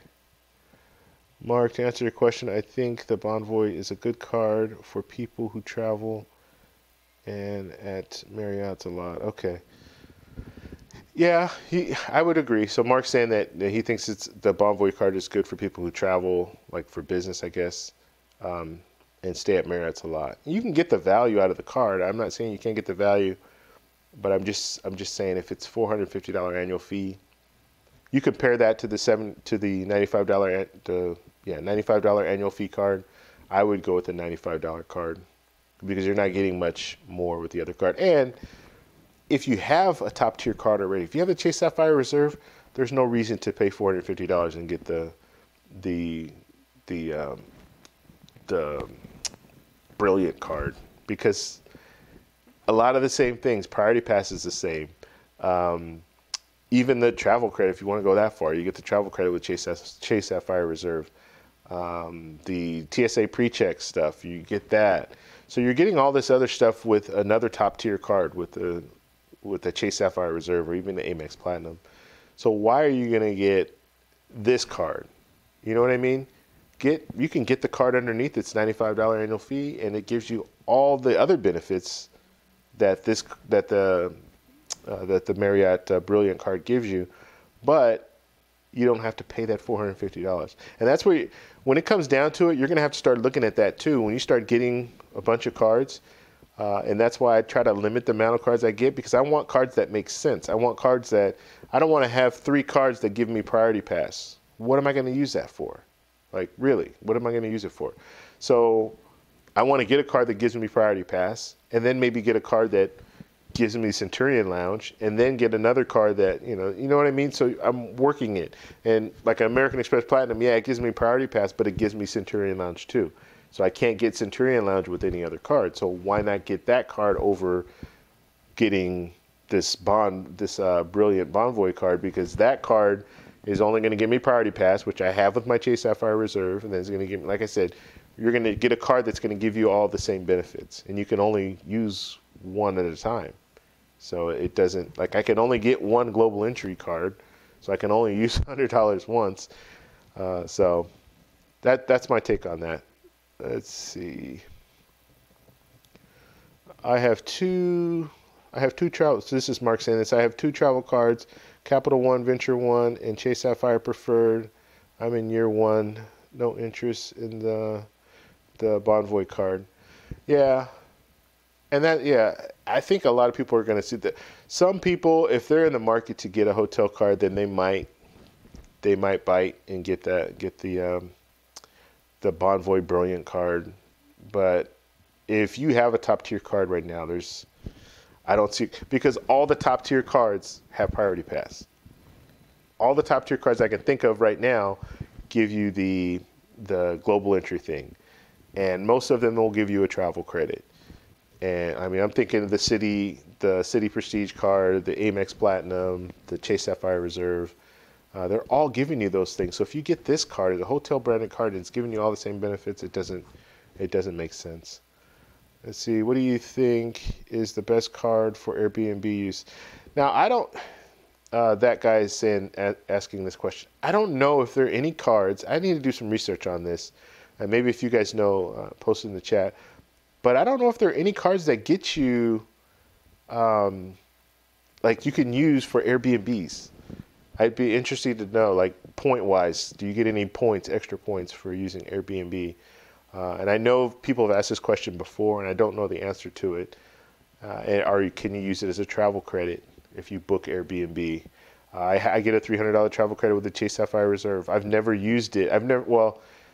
It's funny when I got that travel credit and I used it and kind of didn't even know I used it because I booked my hotel at, I wasn't even thinking about it. So it's kind of a pleasant surprise because I had to book my hotel stay in Colombia.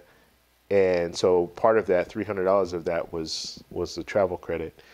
And so when I look at my statement, I'm like, what? This is not enough. Oh, okay, I got the travel credit. It was taken out of there. So that's good. But I don't know if I could use that for like an Airbnb.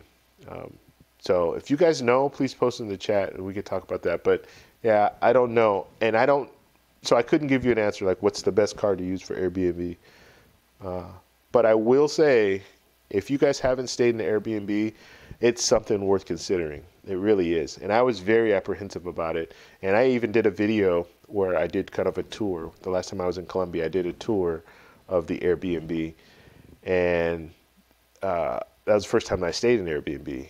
And it was fine. Like, I didn't have any issues at all. Like, I kind of prefer it now. I mean, and like I said, only if I've been to that place before. If I've been to that city before and I'm going back, then it's good. I like it because I can really pick where I want to be. And you can always go outside of the tourist areas and get better rates. Like go to the grocery store, it's cheaper. Everywhere you go pretty much is cheaper if you're outside of that zone, the tourist zone. So if you're staying at hotels, those are around the tourist zones. You walk out of your hotel and you go to a grocery store, yeah, you're gonna pay more. So you do the Airbnb thing. The good thing about that is you can select where you wanna stay, and with Google Maps, you get that street view, and I can see exactly where I'm gonna stay.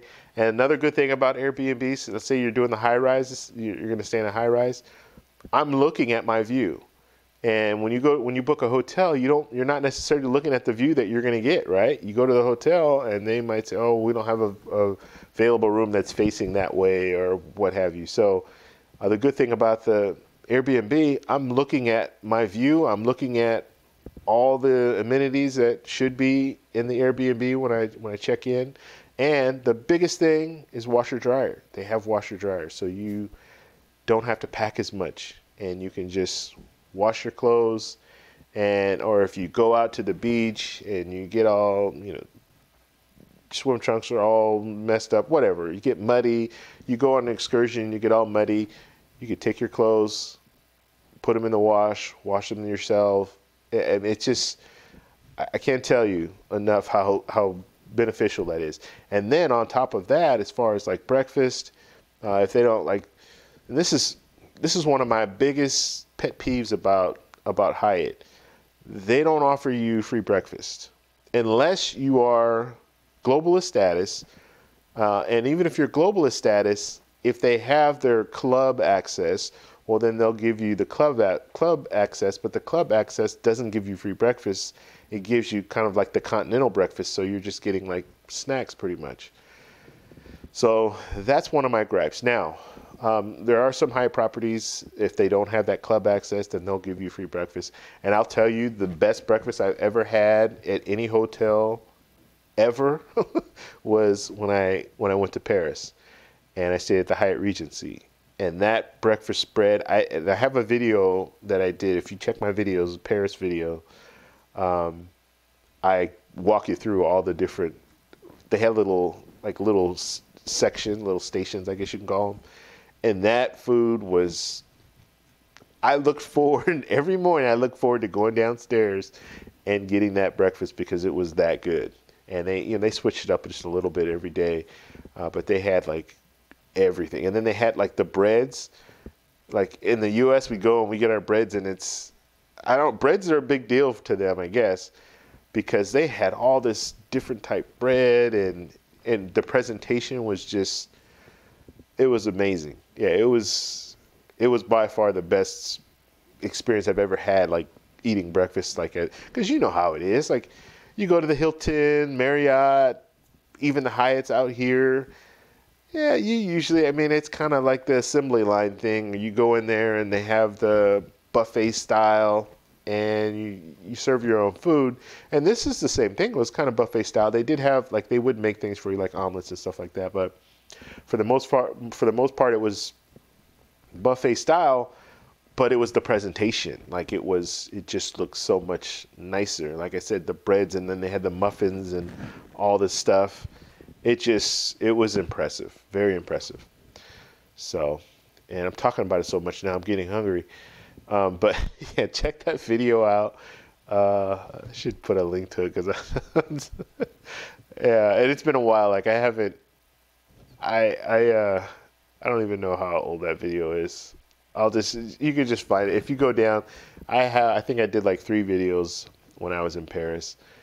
But yeah, it's that good. I'm sorry, it was that good. So, but that was, and I completely lost my train of thought. But that's one of my pet peeves, the whole breakfast thing. Why are they not, especially if you get a card? Like, if you have a card, if you have the $95 annual fee card, why don't they just give you free breakfast with all of them? I think the Hilton, I think if you have gold status, so if you get a card that gets you gold status, you get a free breakfast. I think that, don't quote me on that, but I think that's the way that works with Hilton, which is good. But with Hyatt, no, you don't get it unless you're globalist status, and they have to not have a club access. If they don't have club access at the hotel, then they'll give you the complimentary breakfast. And then with Marriott, I'm not sure how their structure is when it comes to free breakfast. But that's one of my pet peeves, that whole breakfast thing. Let's see. Capital One Venture, Airbnb, and then what I was saying with the Airbnb. God, I get really sidetracked. But with the Airbnb thing, yes, the other big benefit is you can make your own breakfast if you want to do that. Or you can, I mean, you don't have to make anything big, but you can go to the grocery store, buy different food and stuff like that. So you can make a breakfast and then go out for the day, eat whatever you want to eat out, and then come back.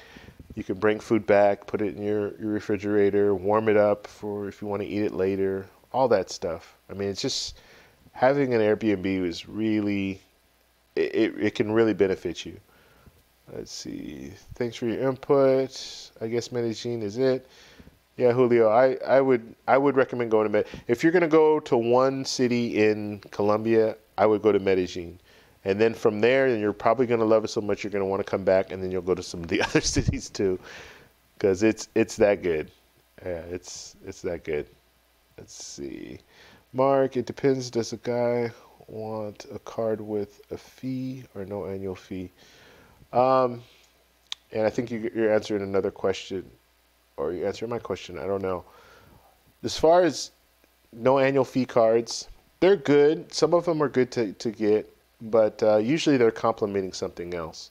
So like in the Chase ecosystem, you have the Freedom card, you have the Freedom Unlimited card. Those are no annual fee cards, but they complement if you have the Chase Sapphire Preferred or the Chase Sapphire Reserve, then the big thing is you can transfer those points up to those cards, and then use those points to transfer to their transfer partners. And that's actually what I did for the trip that I'm going on now. I transferred my points I have the Chase Ink Unlimited card, and the Ink Unlimited is a business card, and it's a no annual fee card. They gave me 50,000 bonus points after spending $3,000. I went ahead, or I think it was 3,000 or 4,000. So I went ahead and got that. So I had my 50,000 points, but I can't transfer those points up to transfer partners without having one of the top tier cards. Or I say top tier, not top tier, but the mid-level cards, the Chase Sapphire Preferred, or the Chase Sapphire Reserve, or the Chase Ink Business Plus card is the one that I have. So those cards I can transfer it up to there. So that's what I did. Just transferred it up to my Chase Sapphire Reserve card, and then from there, then I was able to transfer it to the different partners. So no annual fee cards are good, but I really think that getting the $95 annual fee card, or even going with the $450 annual fee card, as long as you know what you're doing, it works out because you're able to transfer those points, or I'm not transfer points. You're able to get that value. So if it's a hotel branded card, the World of Hyatt card, right? You get one free night every year, category 4 or below. If you're going to stay a night at a hotel, it's usually going to cost you about $100. Usually. I mean, I can't think of too many, unless you're staying, like if you go to Thailand, you can get some really good deals on hotels. Last time I stayed in a Hyatt out there was $50 a night. Even Colombia, you can get some pretty good deals. But usually, I just find that usually it's around $100 to stay in most places. So if that's the situation, you're going to get that $95 annual fee back. And the way that I think about it is, when I'm thinking about getting a card, and I already know it's a $95 annual fee or it's a $450 annual fee, I'm thinking in my head, how much traveling am I going to do? So in a year, and you just think about this, in a year, how much traveling do you do? And if you travel, or how much, not even how much traveling do you do, how much money do you spend on travel every year? That's the way you need to really think about it. Because if I think about it, I think, okay, well, I do one big trip every year. And most people probably do that, one trip every year, right? How much money do you spend on that trip? And if you come back with, oh, I spend $500, well, if you spend $500 and you get the Chase Sapphire Reserve card, you're going to get $300 travel credit. Okay, so if you're traveling, that $300 is going to go toward that. And then when you're flying, you want lounge access, you have that lounge access, so you can say that you're getting money for that. And then some of the other benefits that you get with the card are just using the card and earning points with the card. You're going to have extra points on extra points you use as well. So when you look at the big picture, if you're going to travel every year, why not get the $450 annual fee card or the $95 annual fee card? Because you know that every year you're going to use that benefit. If it's a $95 annual fee, the Hilton card or the Hyatt card, that's $95, and they give you the free night, I'm going to travel every year. So now instead of staying at a hotel, just any hotel, I can stay at a Hyatt, hopefully if it's in the city, stay at a Hyatt, and I use that free night. So that's where you have to, that's the way I started thinking about it, and it started making sense. Because I was at a point when I first started, I got a couple of cards. I think I had 3 cards at the time, and they were $95 annual fee cards, and they were all waived for the first year. So I was like, oh, okay, I'm good. But then in my mind, I'm thinking, oh, I'm going to have to pay these $95 or this, almost $300 next year on these cards. But I told myself I would never even consider getting a card that's a $450 annual fee. You have to pay that up front, and it just doesn't make any sense. But then when I started thinking about it along those lines, like, okay, well, how much am I going to pay for travel? And when I started thinking about that, then it just made sense. Like, yeah, I'll easily spend over $500 on one trip. So I know I can get that value, that $450 value out of it, because I'll travel, I'll use all the benefits that the card will offer me for travel, and I have that travel credit too that I can use. Okay. Okay, so that guy, that's what he's saying. Fee doesn't matter as long as it gives you good value. Okay. Let's see. Yes, outside of the U.S., U.S. tends to be the best experience from other hotel. Wait, what are we saying here? Yes, outside of the U.S., U.S. tends to be the best experience from other hotels. I don't know exactly what you're saying as far as experience at the hotel. So that guy, if you give me more information, then we can talk about that as well. Gabriel, how you doing? Hello, started watching your channel 2 weeks ago. Thanks for sharing your experiences. Do you think Chase will ever bring back the Ritz-Carlton Rewards card? I don't know. I mean, now that they've just launched all these new, the Bonvoy, Brilliant, and all this stuff, I can't really see them doing that. And this the Marriott Bonvoy Brilliant American Express credit card, it's going to be metal. It's not metal I think if you order it right now, or if you sign up right now, it's not a metal card, which doesn't make any sense. Like,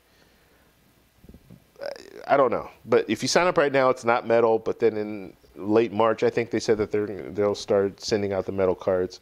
So I don't know if they're going to send you, like, let's say you sign up tomorrow, are they going to send you a plastic card, and then when the metal cards come out, are they going to send you a metal card? I don't know.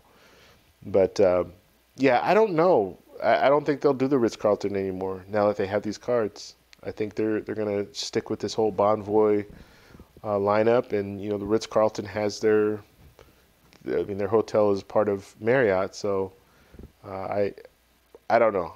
I would be shocked if they did come back with the Ritz-Carlton card. All right, so that guy would suggest the Venture card, the Chase Sapphire Preferred card, thank you. Premier, American Express, Green, Barclay, Arrival Plus. Okay, so Mark, you're just suggesting this to that guy. All right. Sorry about that. I meant that international hotels tend to give me so much nicer experience. Yeah, they. I don't. I mean, yeah, they do. They do. I mean, I don't know. Like I said, when it comes to Americans, maybe we just don't expect much, but the quality. And I wonder what people from other countries think when they come to the U.S. I mean, I'd like to know, like, people from other countries that live in other countries, when they come to the U.S., what do they think about, like, our airlines and our food and all that kind of stuff? It'd be interesting to know because, yeah, like I said, when I was in Paris, I never had an experience like that at any hotel when it came to, like, a spread of food and just the presentation. Like, I mean, you guys know what I'm talking about. You go to some hotels in the U.S., like major brands, right? You go in there and the presentation is nothing. Like I I don't want to put people out there, but you know what I'm saying. But the presentation was excellent, and even like, now we could talk about Hyatt a little bit. Hyatt's presentation, you stay at a Hyatt Place, which is their lower level hotel, and this is one good thing about Hyatt. You stay at a Hyatt Place or a Hyatt House, they will give you free breakfast, everyone. It doesn't matter what status you are. Now, the breakfast is decent. It's not bad. And I guess I should have said that when I went off on this tangent about giving us free breakfast when you get the card. I'm speaking about the Hyatt Regency and excuse me, the Hyatt Regency and up. So the Hyatt Regency and up, yeah, that's where you're not going to get the free breakfast. But they will give it to you for Hyatt Place and Hyatt House. And in a lot of situations, I'm staying at a Hyatt Place because it's clean, nice bed, warm water when you take a shower, and it's pretty modern. And I've stayed in Costa Rica in a Hyatt Place. I've stayed in Thailand in a Hyatt Place. And those properties were pretty much identical to the properties that I've stayed in the U.S. So, but I will say, as far as their spread goes, it's not bad. Like, you can see, and like I said, Hyatt, for me, when I say a Hyatt, it's a little more modern. So when you go in there, it's like when you go into the area where you eat, they kind of have it done up a little bit, and yeah, they do some work on their presentation, which I think is good. But I've been to some places. I've actually stayed at some Hiltons where the presentation was just not good. It was like a cafe. It was like you go to some of these all-you-can-eat buffet places. It was kind of like a setup like that. And I'm not talking about a higher-end all-you-can-eat buffet. I'm talking about the lower-end ones where you walk in there and it's just like, yeah, just no presentation at all. Okay, let's see. Lounges are also much better, especially the Centurions and standard lounges. Went through Argentina, and the lounges were amazing. Okay, yeah, and I've gone into a few lounges. Well, every chance I get, I go to a lounge, but it's usually the Priority Pass lounges. And just Priority Pass as a whole, it's a good place to get some water and get some juice or soda if you want to do that. Eat a few snacks, and if you drink alcohol, then drink some of the alcohol. But they usually, yeah, the lounges, Priority Pass lounges, really, I haven't experienced an exceptional one. I've experienced some that are good. I've experienced some that are, the majority of them are just average. The best thing about it is you get Wi-Fi. You can go in there and get free Wi-Fi, so that's good. Now, when I was in Beijing, when I was in China, they had a couple of lounges, Priority Pass lounges. Air China, I think, was one. That was it was good. Like they put some work into that one, where they had all the different sections. They had this nice little sitting area, these nice little sitting areas all around. They had a restaurant there, kind of like a buffet style. Good presentation. The food, I think food, the Chinese food in America is a lot more. It has a lot more flavor. I won't say spicier, but just has more flavor. But the food didn't have that much flavor. That's just my opinion. And it's airport food, I get, or not airport food, but it's food at a lounge, so it might not be the highest quality. But that was just my experience with the food. It didn't have that much flavor in it. But they did have the spread, though. They had everything. And then they even had these different little stations where you can go and get breads and muffins and all that kind of stuff too. All right, let's see. Yes, presentation even. The way they fold towels, you feel more hands. Yeah, so that guy's just talking about yes, the presentation is important. Even the way they fold towels gives you a feeling of more hands-on experience. Yeah, I mean it, and I don't know. I'm going to be honest with you. I never really thought about it until I saw that, when I was in Paris. And I was like, this is crazy. This is amazing, the whole way they have it set up. And then they had this whole section that was devoted to cheese. And you know how, when they really do the cheese up, where they have, you never see this at hotels. Well, I haven't seen it at a hotel that I've stayed in the U.S. But, they have the cheese, and it's the big blocks of cheese, and they cut it. And so you can see the cheese kind of oozing out, and they give you a little knife, and you can kind of dig in and get your cheese and all the different types of aged cheese and all this stuff. They had that whole spread out there. And yeah, it was only for breakfast. So it was only for breakfast. They shut it down. I think it was 10:30. And yeah, but every morning I would go down there and get breakfast, and they do a little something different, but they put this whole spread out. And sometimes I would be there, and it would be shutting everything down. And you see them, yeah, they're putting everything away and all that, and they switch it over to lunch, and it's just a regular restaurant at that point. So let's see. Have you tried any of the new MasterCard Lounges? No, I haven't, and I haven't heard of those. What's going on with those? I'd be interested to know. Let's see. So what is it? Is it an airport lounge, and is it just for certain MasterCards, or is it for every MasterCard? Because you have the different MasterCard levels. Let's see.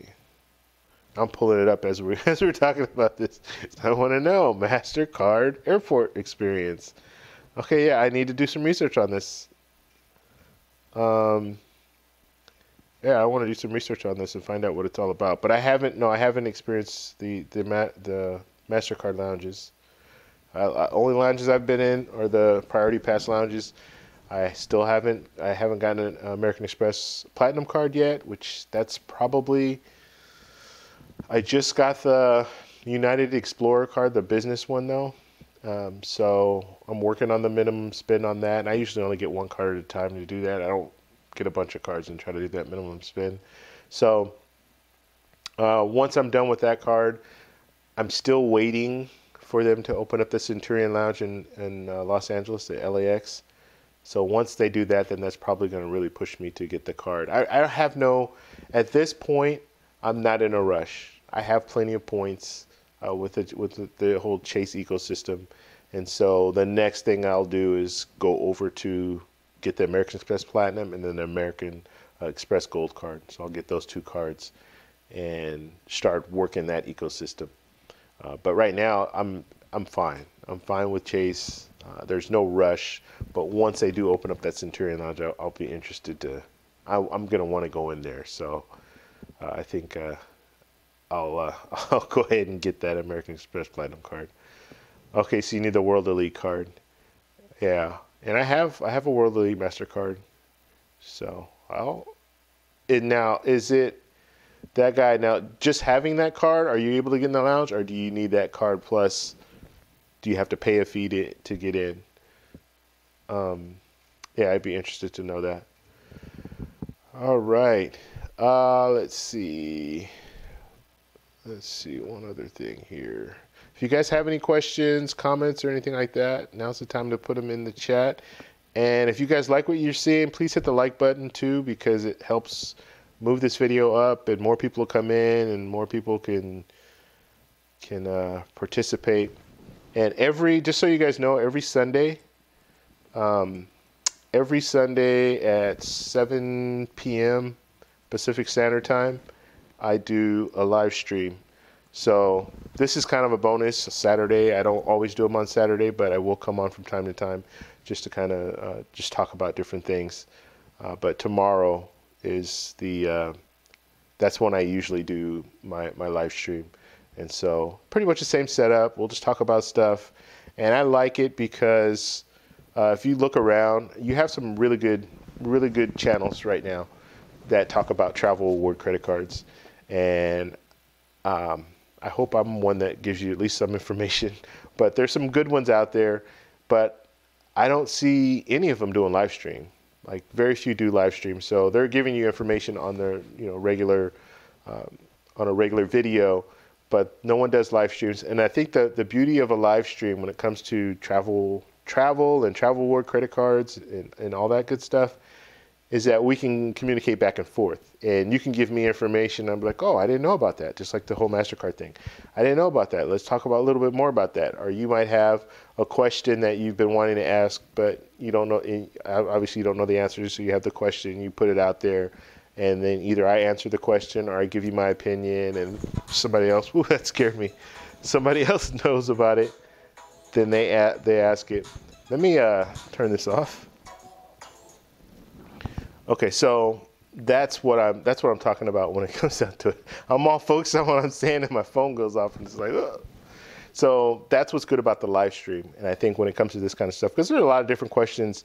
And a lot of different opinions. Like I have opinions on what I think is a better card than another card. It doesn't mean it's a better card, but it's just my opinion. So you might get that and think, oh, okay, that's great. And then you go to someone else, or someone else on here kind of gives you their opinion as well. So I think that's good. All right. Let's see. What else do we have here? Okay, so we were talking about the MasterCards. One that have the annual fee, $450. Not every card. You can get the city double cash. Okay, so that, so let's see. Got the 1K limit saver. Subscription MasterCard concierge, where you can message them, see the best prices of flights to hotels. Okay, so yeah, so that guy, I think, Mark, you were talking about something else here, but that guy, that MasterCard Lounge, that's what I'm interested in knowing about. So if you can give me some information on that. Does it cost money to get in? Just so we can all know, because that's new to me, that whole card. Okay.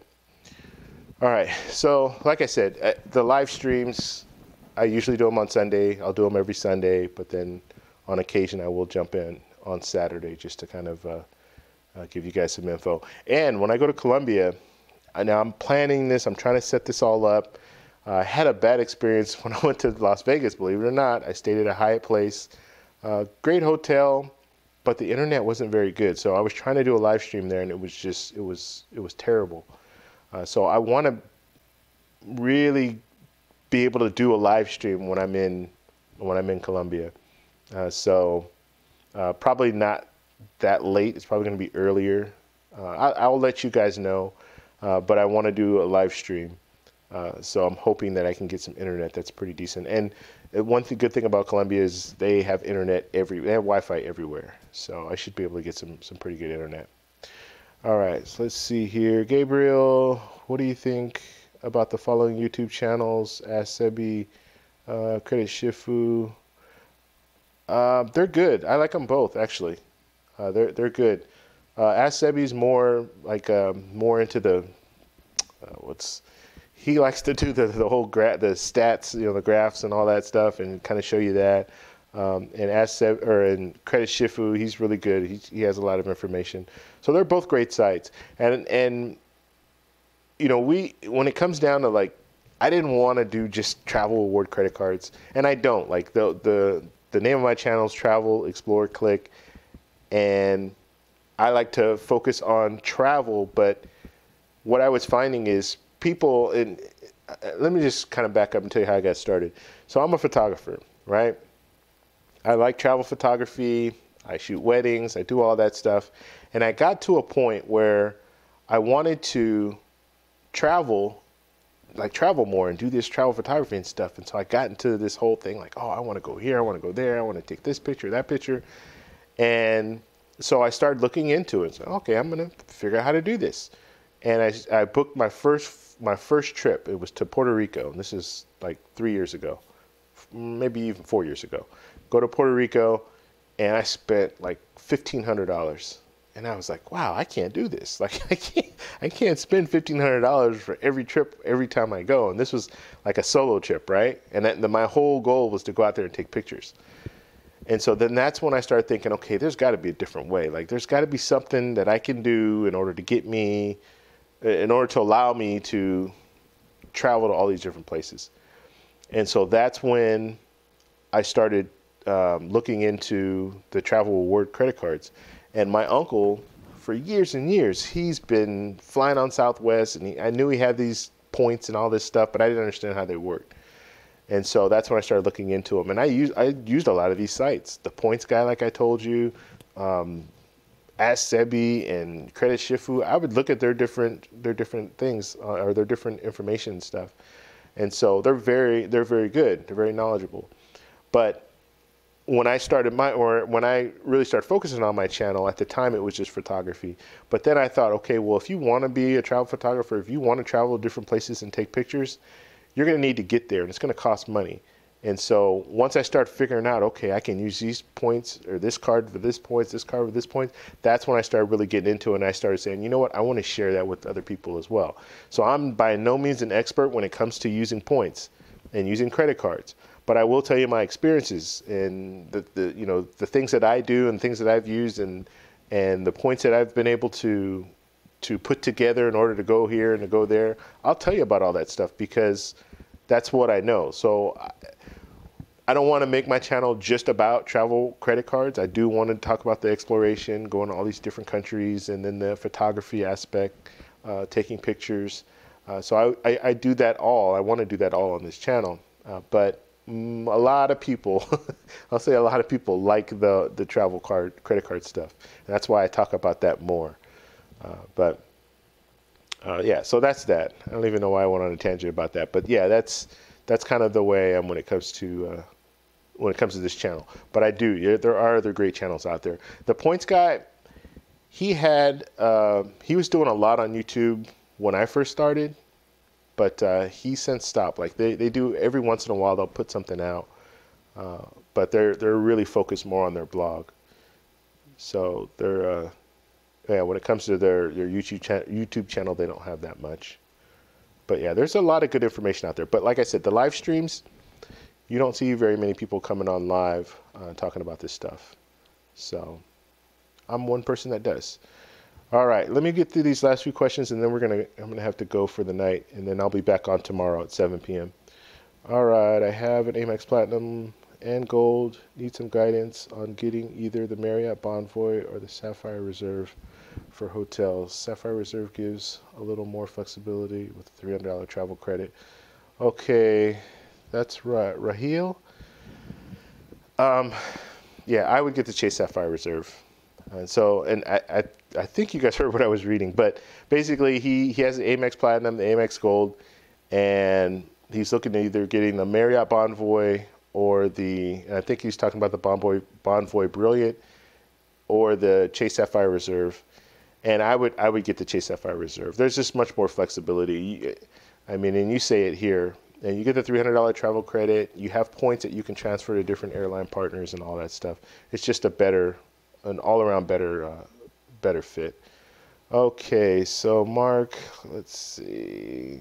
For family travel to foreign countries, stay in a hotel, dine out, sightseeing. What do you think about these travel cards? I will list below. Okay, Mark, hurry up and list them because I'm gonna be going shortly here. So I'll answer Mark's question. Hopefully it's not too long, but thank you guys all for stopping by. I appreciate it. And like I said, tomorrow we'll be on again, and we'll do some talking about. I don't even know what the topic's going to be tomorrow. I'll figure something out, but we'll talk a little bit more. And if you guys have questions, stuff like that, start thinking about them now. And so when we come on tomorrow, then you guys can go ahead and ask your questions, and we'll go from there. Okay, let's see. City thank you cards, City Sapphire. Okay, you're asking me all these questions, Mark. So Mark, what I'm going to do with these questions is just ask me the question in the comment because I have to go. It looks like this phone call was important. I just saw a text. So I am going to have to go. But Mark, if you just send it, put it in the comments, and I'll look at it, and then I can answer it in the comments. Or you can just come back on tomorrow, which would be even better. Come back on tomorrow, and then and then we'll address those at this time. Okay. All right. Thank you guys all for stopping by. I appreciate it. Please give me a thumbs up if you like the video, and it will help with the algorithms. So when people watch it after we're done here, they can find it. As well as if you like what I'm doing here, please subscribe to the channel.